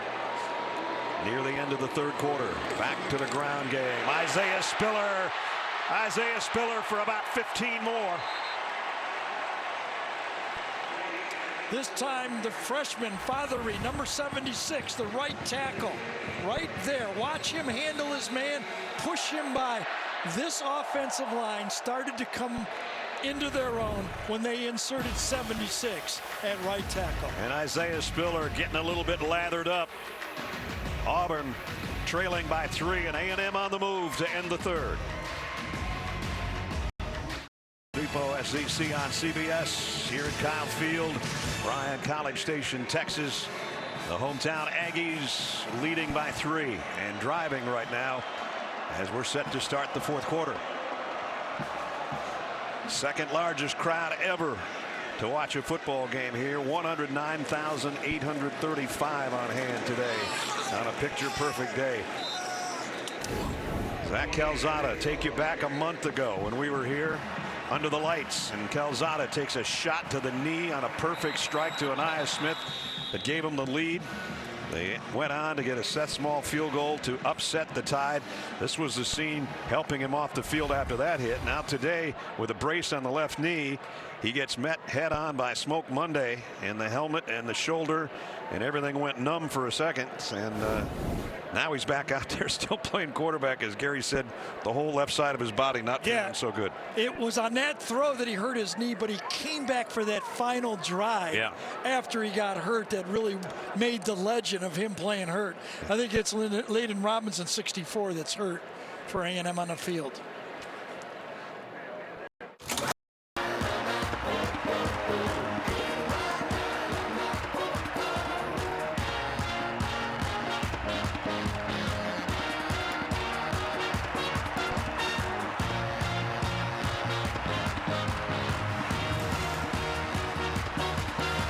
Look at our LI game recap. Bo Nix, 105 yards is all thrown with the football. Zach Calzada has warmed up with a couple of long balls in this drive. Isaiah Spiller's up to 94 yards on 15 carries, and we have field goals to show for it. 6-3 right now. Yeah, 2 great goal line stands, and right now you're thinking, like, what should A&M do? And first of all, don't hurt themselves down here. Yeah. Because last time, 3 that's penalties. what really hurt them. Just blew up their drive themselves. They had first and goal at the 4 and had 3 penalties. Ended up having to settle for that Seth Small field goal.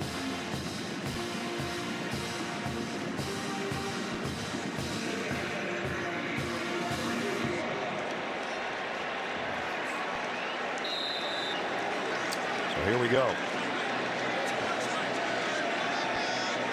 Spiller's been the hot hand in this late third and through the fourth quarter so far. Calzada's going to throw it up the other way, and Aya Smith looking for a block. Wow, nice open field tackle by Tennyson. So as soon as the motion happened and nobody followed him, Zach knew it was zone. He did not have the wheel route, so he went to the drop-off.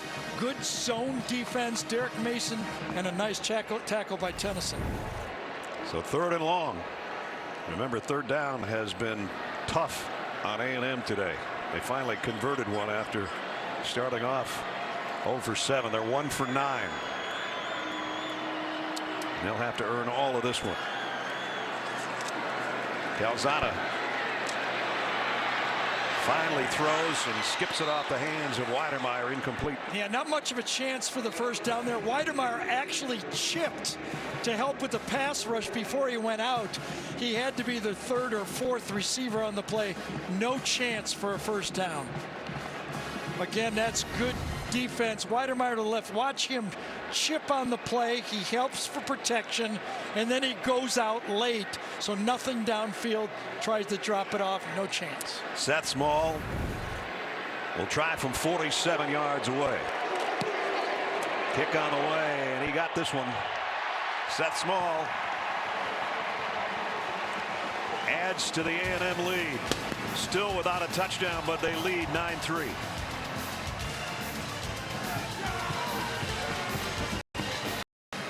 Hangs on to the lead they have right now.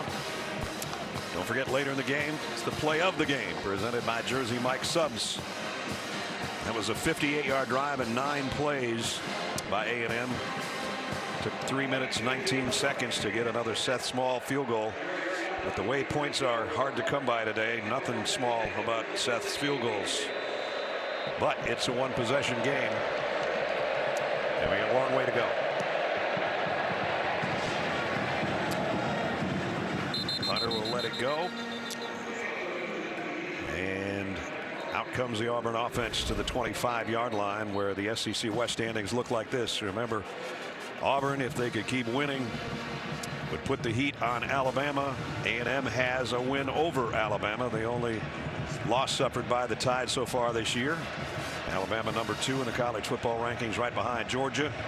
If everything held as is, the SEC championship in Atlanta in early December would be number 1 against number 2. And good news for Auburn. Alec Jackson is back in at left guard, the starter. Nix throws it out to Bigsby in the flat. He got 1 block. He got a 2nd block, and he got almost 10. Maybe did get 10. And the blocks were the key. Get it out, delivered well, but both blocks fitted, and they didn't lose them. That's the way it's drawn up. That's right. It's almost like a run play, a long handoff. He did get 10. First down. And now an end around, a flea flicker, and Nix dropped the ball. He lofts it out there. I think that's going to be just an incomplete pass. What do you call a dropped flea flicker? I don't know. that the flicker didn't light. That's something. So they really didn't have anybody deep on the play, but one pitch, the second pitch didn't work. No. Smart play by Bo getting rid of it, though, and saving major yards, because he would have been sacked within a second here. And just a harmless incompletion with that little flip.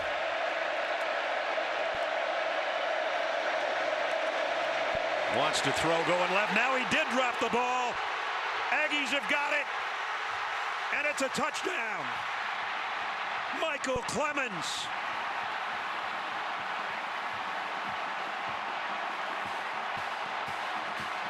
I think Jaden Peavy caused the fumble on the play.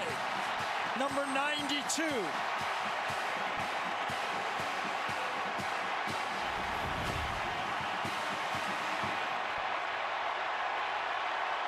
It's one of those RPOs to the outside. Peavy's waiting for him, and I think he dropped it before he even got hit. So he dropped the flea flicker, and I think he dropped the bootleg on the play on the same time. And Clemens didn't drop anything except a 24-yard fumble return into the end zone. Wasn't even hit out of his hands. So back-to-back plays, he drops the football. Boy, Michael Clemens didn't play in this game last year. Did he just come up with a big play there? And I don't even know if A&M has 10 people. Do they have 10 or 11? Because they're going for 2, and most guys were not ready to go on the field. And did they have to take a timeout? I guess so. Makes sense going for 2 here. That defensive line, Clemens, Leal, Johnson, Peavy, all those guys, big contributors today, and they just definitely contributed right here. So it was a flea flicker that didn't flick, and then a bootleg that got booted.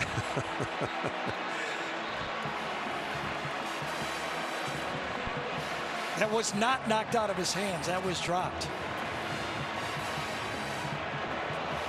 And a look from our AT&T 5G pylon cam of Mr. Clemens doing a little half cartwheel into the end zone for the touchdown.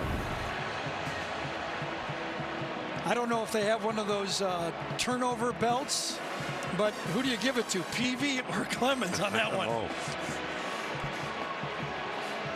And now they come out for the 2-point conversion after taking their second time out.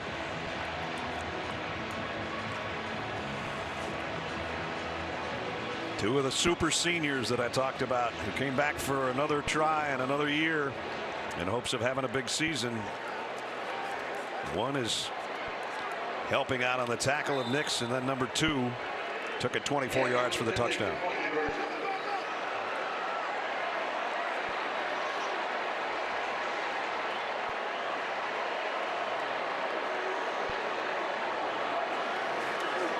Calzada, heavy pressure, throws and got it to Anaya Smith.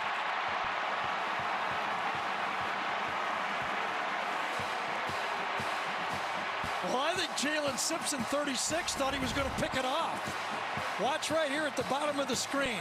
It's a late throw. Simpson in coverage, and he thinks he's got this one. Watch him go, what? Puts his hands over his head after the play. 17-3, Aggies.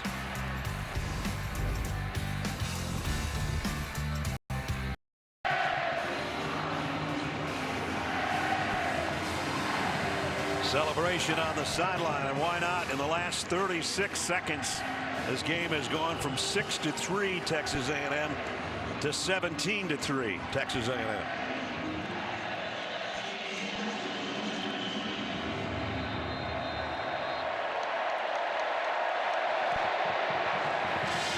And Auburn really has to do something now as they start from the 25. One more look at 2-point conversion. I'm sorry. One more look at that 2-point conversion. Left side, Jalen Simpson, I think, thinks he has this ball. Watch it.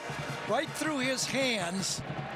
And he looks and goes, oh my goodness, how did I miss that football? I got it. I don't have it. Yep.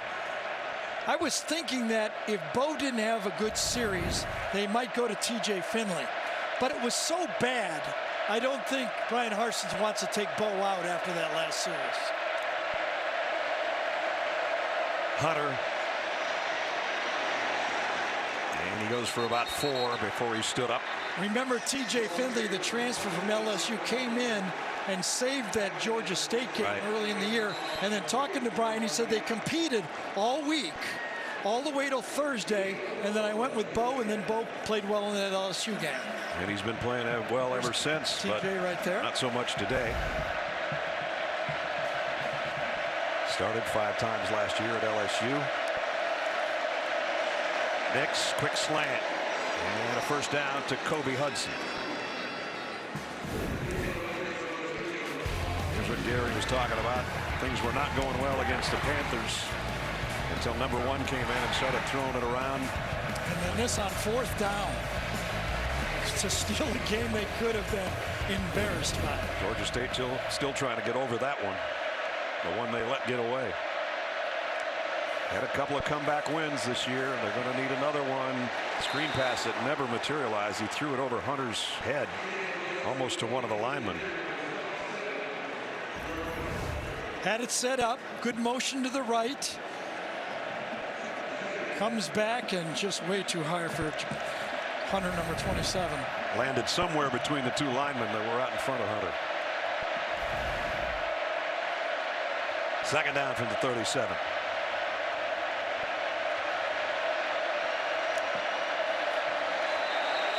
Yep. That's the crowd got that one. I don't know if they were going on a clap cadence or it was actually Bo calling the signals, but there was a not in sync with the snap. False start. Offense. Number 59. 5-yard penalty. Remains second down.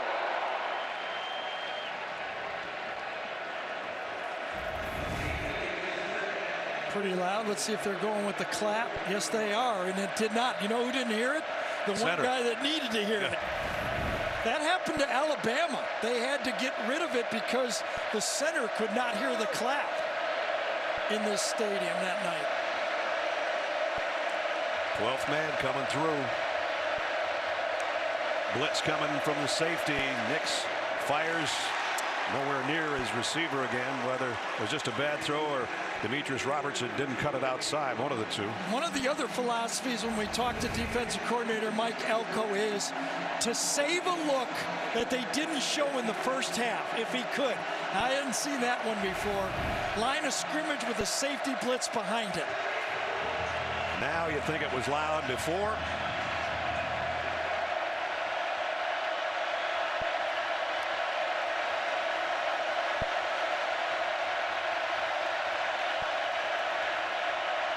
Will they still go clap? Keep an eye on the quarterback.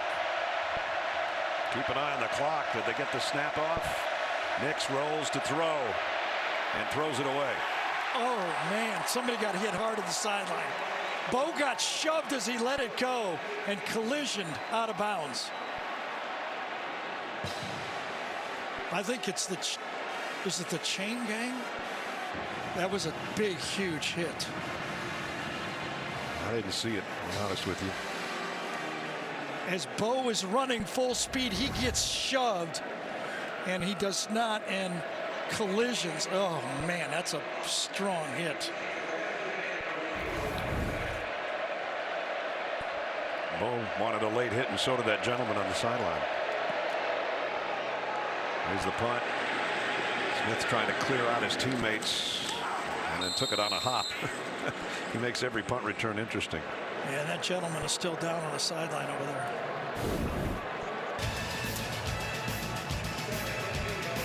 Texas A&M in control right now here on their home field, 17-3.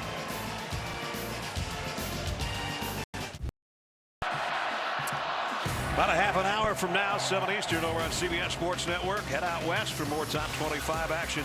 Boise State takes on number 23 Fresno State.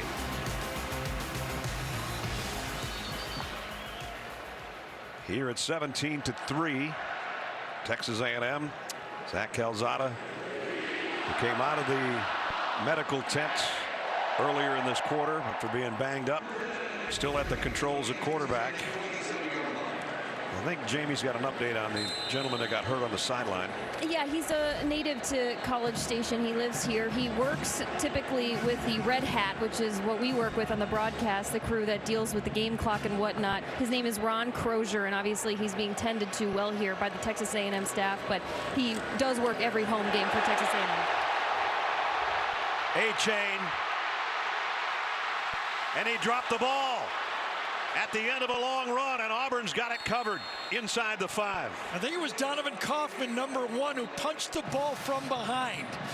At the end of that great running play, Kaufman, you don't think you're going to catch A-chain, but he had to kind of dodge and weave, and it gave time for Donovan to kind of catch up on the play. So he runs back into him, and then he punches it with his left hand. That was a 47-yard run by Devon A-chain until that play right there that Gary's talking about, and then Roger McCreary covered the ball just inside the 5-yard line. So Auburn's got it back. And how can they do anything with it offensively deep in their own territory? 11:27 to play in regulation. Well, you caught a break. Can you make it work for Auburn? And an opening for Bigsby. Tank Bigsby's got a first down as they're trying to rip it out of his hands. As they talk about with Tank Bigsby, anybody who watches him play, he accelerates with power, and as Brad said, he breaks tackles. He goes forward and falls forward on nearly every run. He got 11 to the 16. First down, Auburn at 11-minute mark.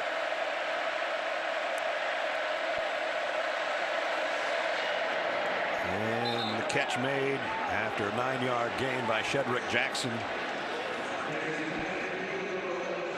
I just haven't been able to pick up anything vertically down the field. Oh, maybe he didn't catch it. I don't think he caught that ball. That's a replay. The ground definitely helped him on that one. I don't think so. He's trying to sell it. So you got to wonder here, this isn't quite as good a look, but as his right hand is on top from the other direction, you wonder, would he been able to control it had the ground not been there? Because his left hand comes off and his right hand's on top.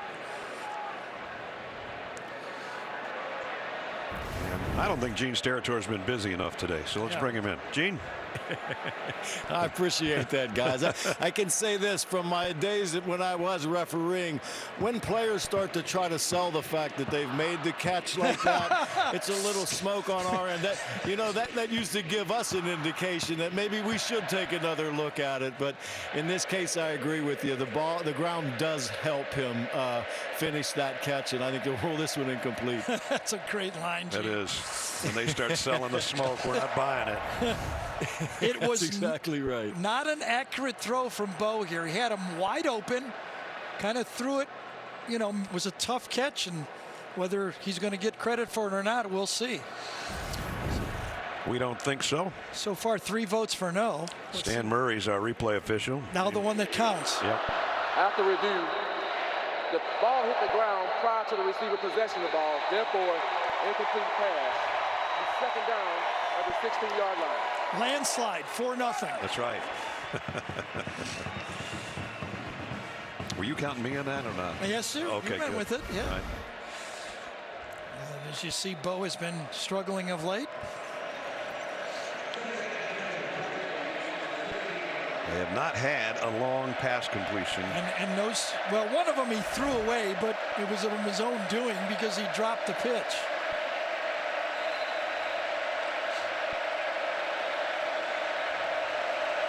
Shanker has been his probably #1 receiver. The tight end had just moved over to the right side. Nix in trouble, doing his scrambling Bo Nix act, and now he'll take off with it. And he's going to be short by about a yard of a first down. Am I wrong, or is that the first one we've really seen him scramble out of the pocket and gain positive yards? If there is, it happened earlier in the game, maybe the first drive. Yep. But so far, the A&M pass rush has kept him corralled. 3rd and a yard. They need one, and they got one, I think, from Bigsby. That's all he got. Leon O'Neal put him down. I think he got the first.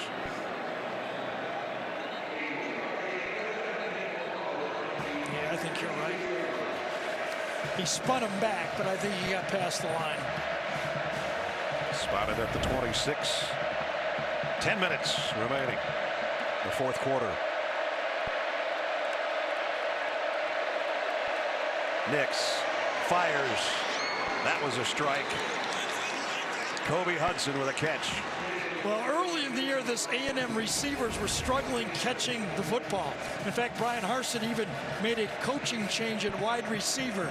They've gotten better. They're not home run makers, but they've improved, no doubt. Peavy right now is on a knee.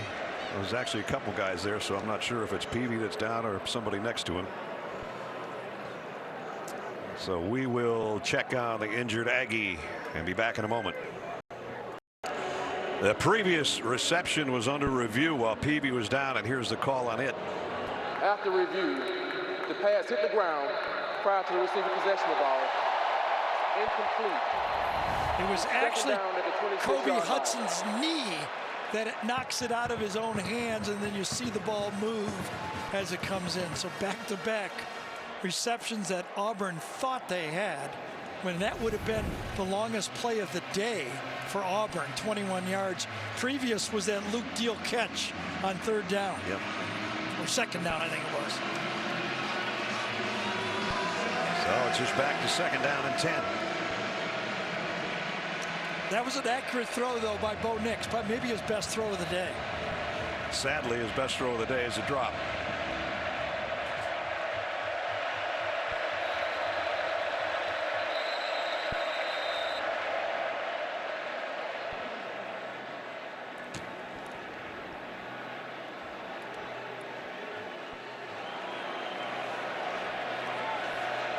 Whatever that stoppage was, unless we have a clock issue.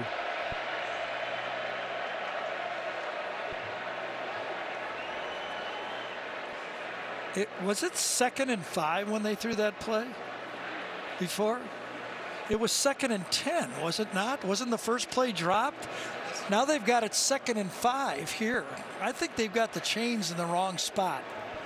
We have 2nd and 10 on the graphic on our screen. Right. 2nd and 5 is how they have it out on the field as we look at it. Right. I think they got it wrong here because the last pass was incomplete, so it has to be 2nd and 10.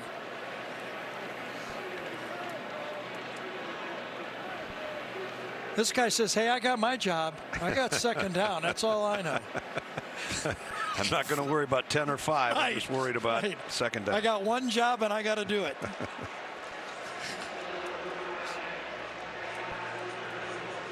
It's a little embarrassing for the officiating crew.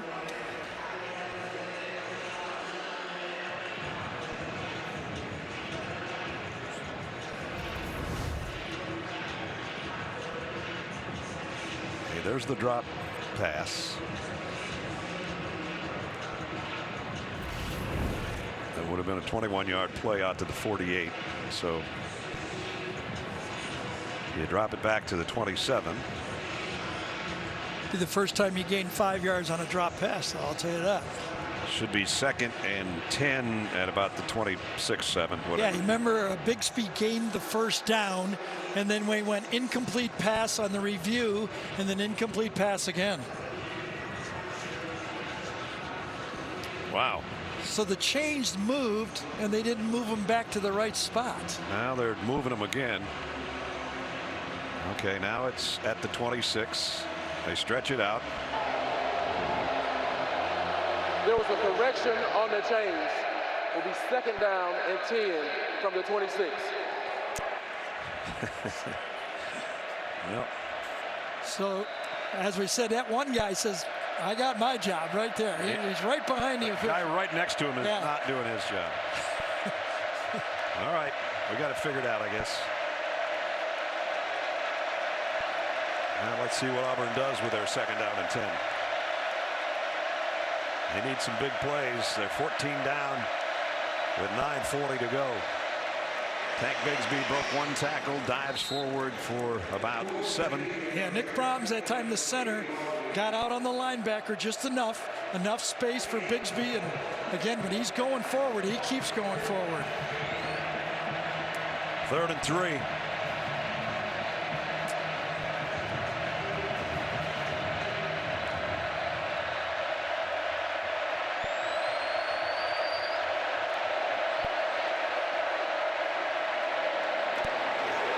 Pass is complete, but Bigsby is drilled by Aaron Hansford.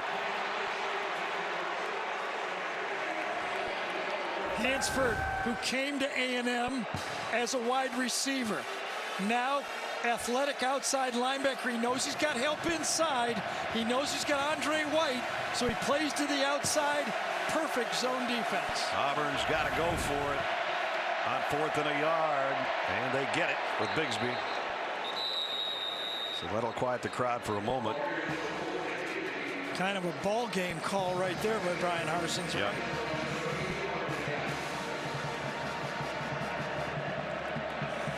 They came into this one with back-to-back wins over ranked teams, Arkansas and Ole Miss.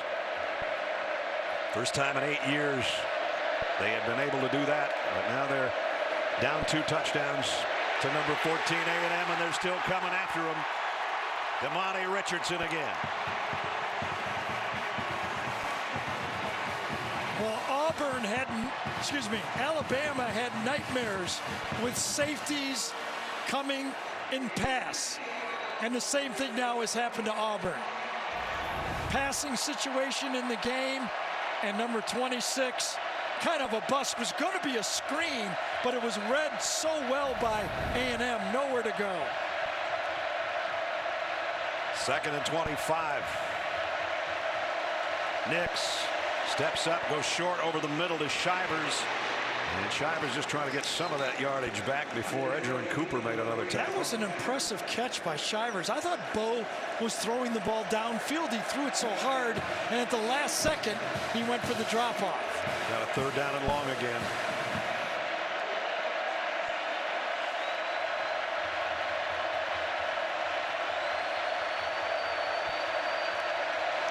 Blitz coming. Nix running. Lets it fly. No good. Incomplete.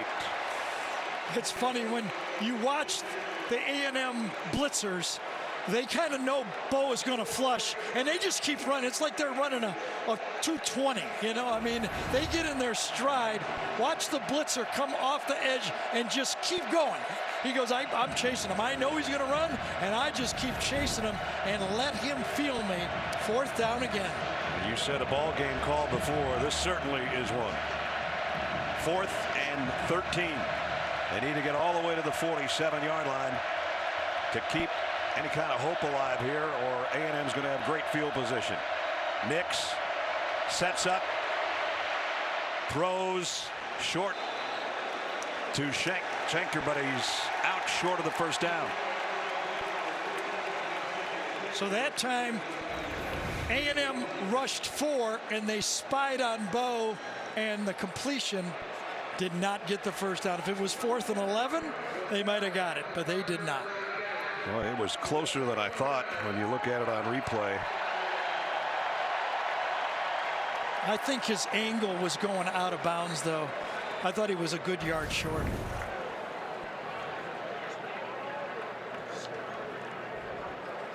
Tyree Johnson is the guy that's down. So pickup of 12 on 4th and 13, and Texas A&M will have it on the Auburn side of the football field.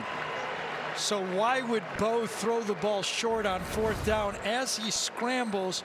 Watch, all of the Auburn receivers are on this half of the field. Nobody to throw there. One guy to throw the ball. When he scrambles left, he's only got one guy to get the ball to and hope he can get it across the line. And while he stretched out outside the chalk out there and may have looked like he got to the stick, as far as the field itself, he was a yard shy.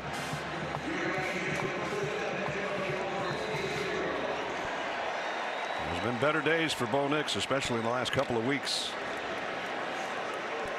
Yeah, the one disastrous series there, really. You know, it's a ball game until the drop flea flicker and then the bootleg falls out of his hand. Yep.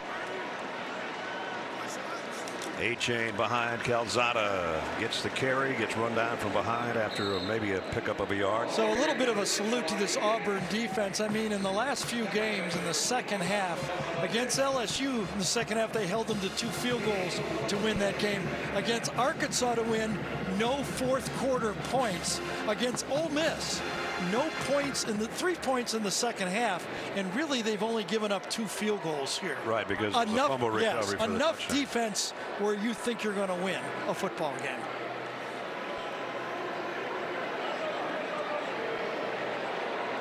Can't ask much more out of your defense than that. A-Chain the other way. Same result. Got back to the line of scrimmage. That's about it.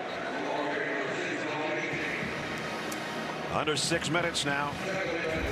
As we take a look at some news and notes around the SEC. Mark Richt was honored today between the hedges. Miles Brennan's entering the transfer portal from LSU. Boy, he's had a tough luck one, hasn't he? I guess. Hugh Freeze falls short in his return to Oxford. Former Ole Miss head coach. They lose to the Rebels 27-14. And Auburn having hopes of maybe a trip to Atlanta if they could have run the table and beaten Alabama in the Iron Bowl, and those hopes are fading here in the last 5:20. Throw complete. Chapman out of bounds. He's had 3 big catches in the second half. Yeah, nice route. Remember, Chapman's got the speed for the deep route, and this time enough chance for Calzada to throw this one in rhythm and wide open to the outside.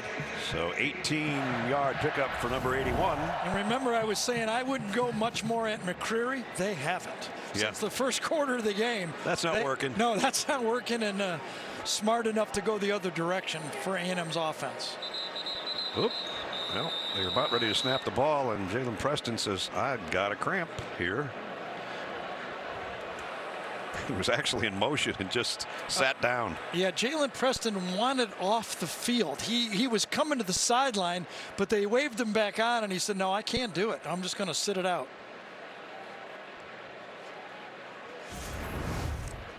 Watch him start to come on. He wants out. He taps out. He taps out. And they go, no, you're in the game. They don't realize he's hurt until it's too late. And then he says, well, I can fix that. And he walks off. Now it's time to take a look at our GMC game changer. And I would say on this run, Zach Calzada head on with Smoke Monday and realized, whoops, something's not right here.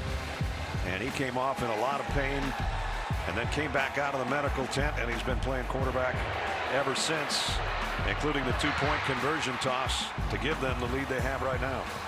Well, ever since that Bama game when, Zach had that tremendous game where he completed 2/3 of his passes, 9 yards per attempt for 3 touchdowns, he's been basically a 55% passer. And that's right where he's almost going to be in this football game right here. Yep. He hasn't turned it over. Close to 200 yards in the air. Isaiah Spiller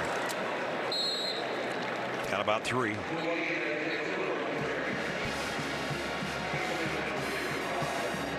And Isaiah pretty close. Close to 100. Yep. He's got 500-yard games already this year. 15 in his career. 97 on 17 carries. With the stop here, I would assume Auburn would take a timeout.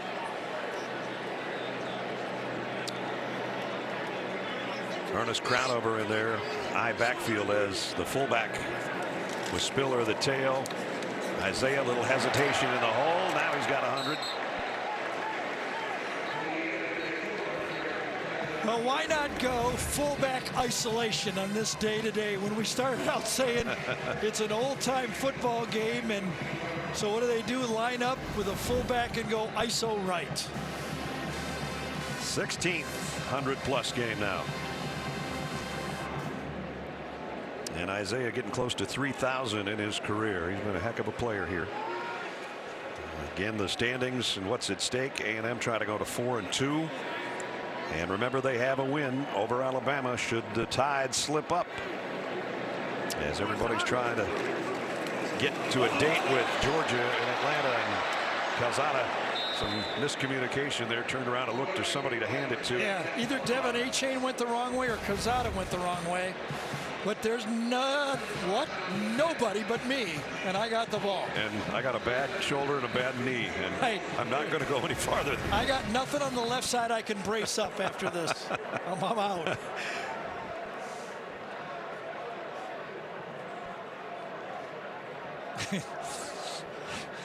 Jimbo goes from yelling at Zach to trying to find A-Chain on the play.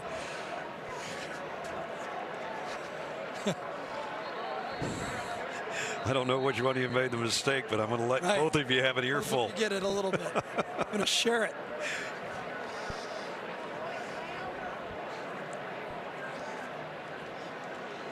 So that's Small in.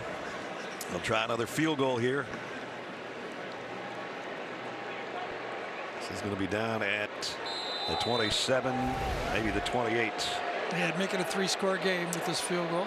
37-yard attempt for Seth Small. And much like the kick against Alabama, had that little left thing going and then right on through. Tack on 3 more.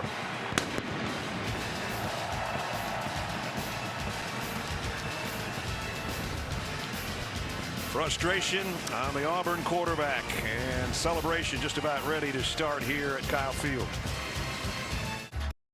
It didn't have to go very far to get that field goal, 26 yards in 7 plays, but they did eat over 3.5 minutes off the clock to get the field goal from Seth Small. 20-3 now. Texas A&M just 3 minutes and change away from going to 7-2 on the season. Auburn's going to fall to a disappointing 6-3.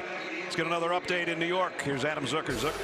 Hey, Ness, you guys showed the West standings a moment ago. This one's getting tighter in Fayetteville. It was 23-14 Arkansas, but Miss State's Will Rogers, that record performance last week, zipping it through the defense. He's got 285 yards, 3 touchdowns. This one to Ra-Ra Thomas, who has his own sort of Ra-Ra. And the Hogs still up by 2. Keep you posted. All right, Zuck, thank you. Will Rogers having himself a year. Yes, he is. He's going to be dangerous next year at Mississippi State, I believe.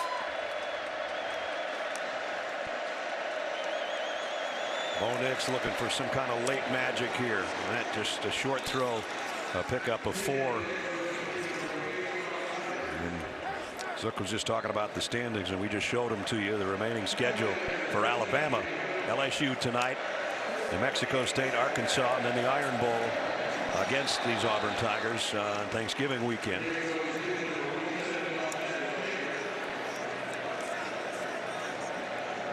That's how it looks right now for the Tide, the number 2 team in the country in the college football playoff rankings. Georgia has Tennessee next week. That's where we'll be. Nix trying to thread one in there and can't. Nice job defensively by Jalen Jones again. And it's 4th down. We've been talking about Chapel, but this time it's 17 instead of 7. Plays the down marker. It's always dangerous. Those DBs know where that first down marker is. That's when you got to take them long every once in a while. Might be the last chance right here for the Tigers.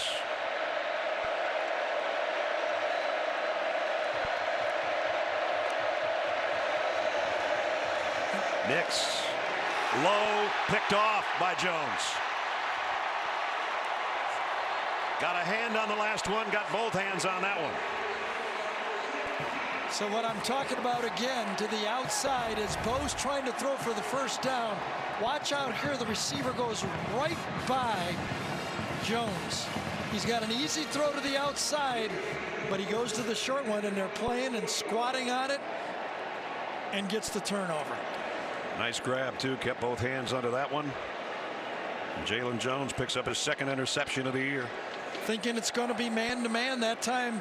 A&M switches up, squats in zone, and gets the turnover. Now the defense today, 4 sacks, tackles for loss, 7 forced punts, a couple of turnovers, a fumble recovery for a score, and that interception by Jalen Jones. Yeah. And now going to drop Spiller for a loss.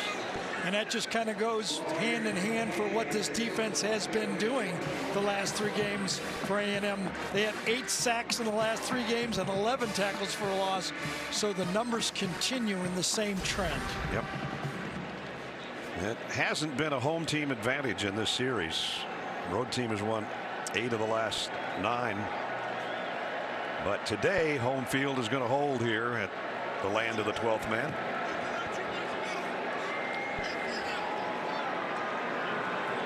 Calzada just trying to use all the clock he can. Run blitz coming. Spiller trying to get the yardage back that he lost, and he does. Puts him back over 100. He knows that one more broken tackle and he's maybe in the end zone. He felt if I wouldn't have got tripped, just a little trip, one hand on the leg. He had gone over 100, then they dropped him for a loss, and this time, if he could have kept his balance, he probably would have ended up in the end zone. Yep.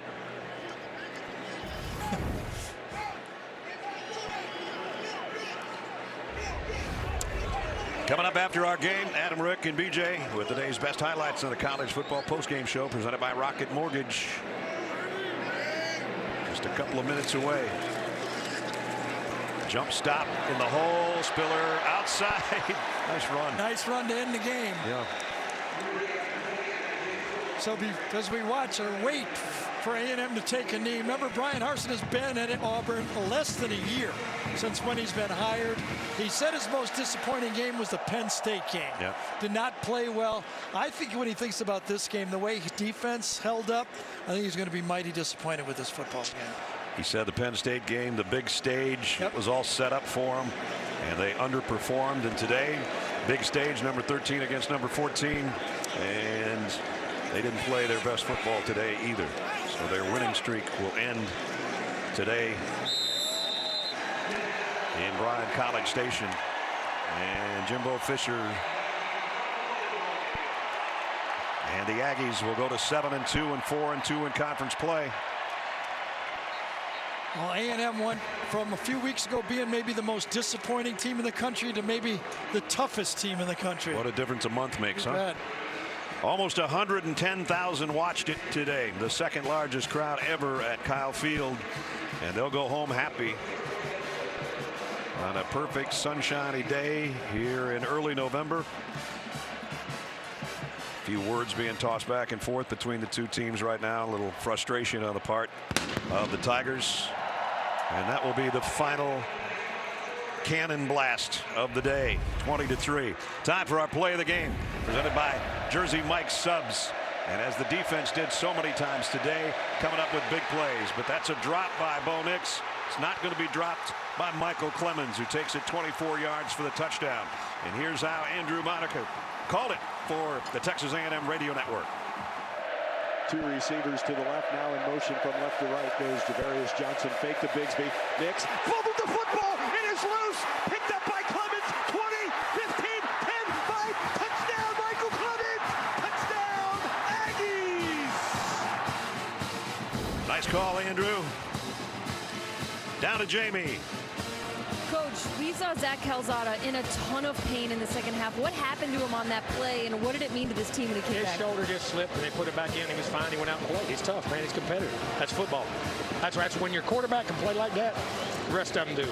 He sets a tone. I've always been blessed to have those guys. I've been blessed. And I'm going to tell you what, he's one of them. He's an unbelievable competitor. And our ability to run the football second half was great.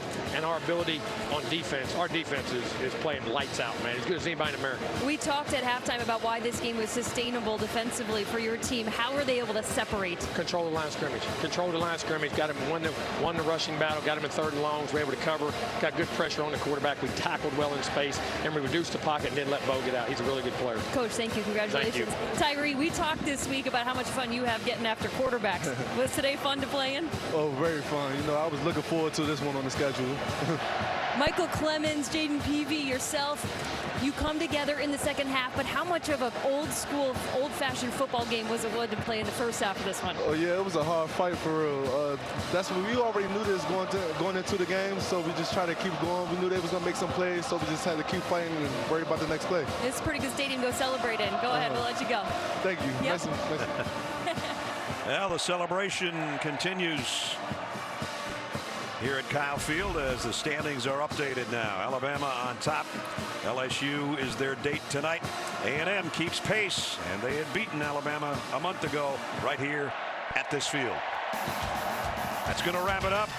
As the alma mater is done, the cadets are not done. The party is just starting in Bryan College Station. That's going to wrap it for us. For Gary Danielson, Jamie Erdahl, Gene Steratore, our entire CBS crew, Brad Nessler saying so long.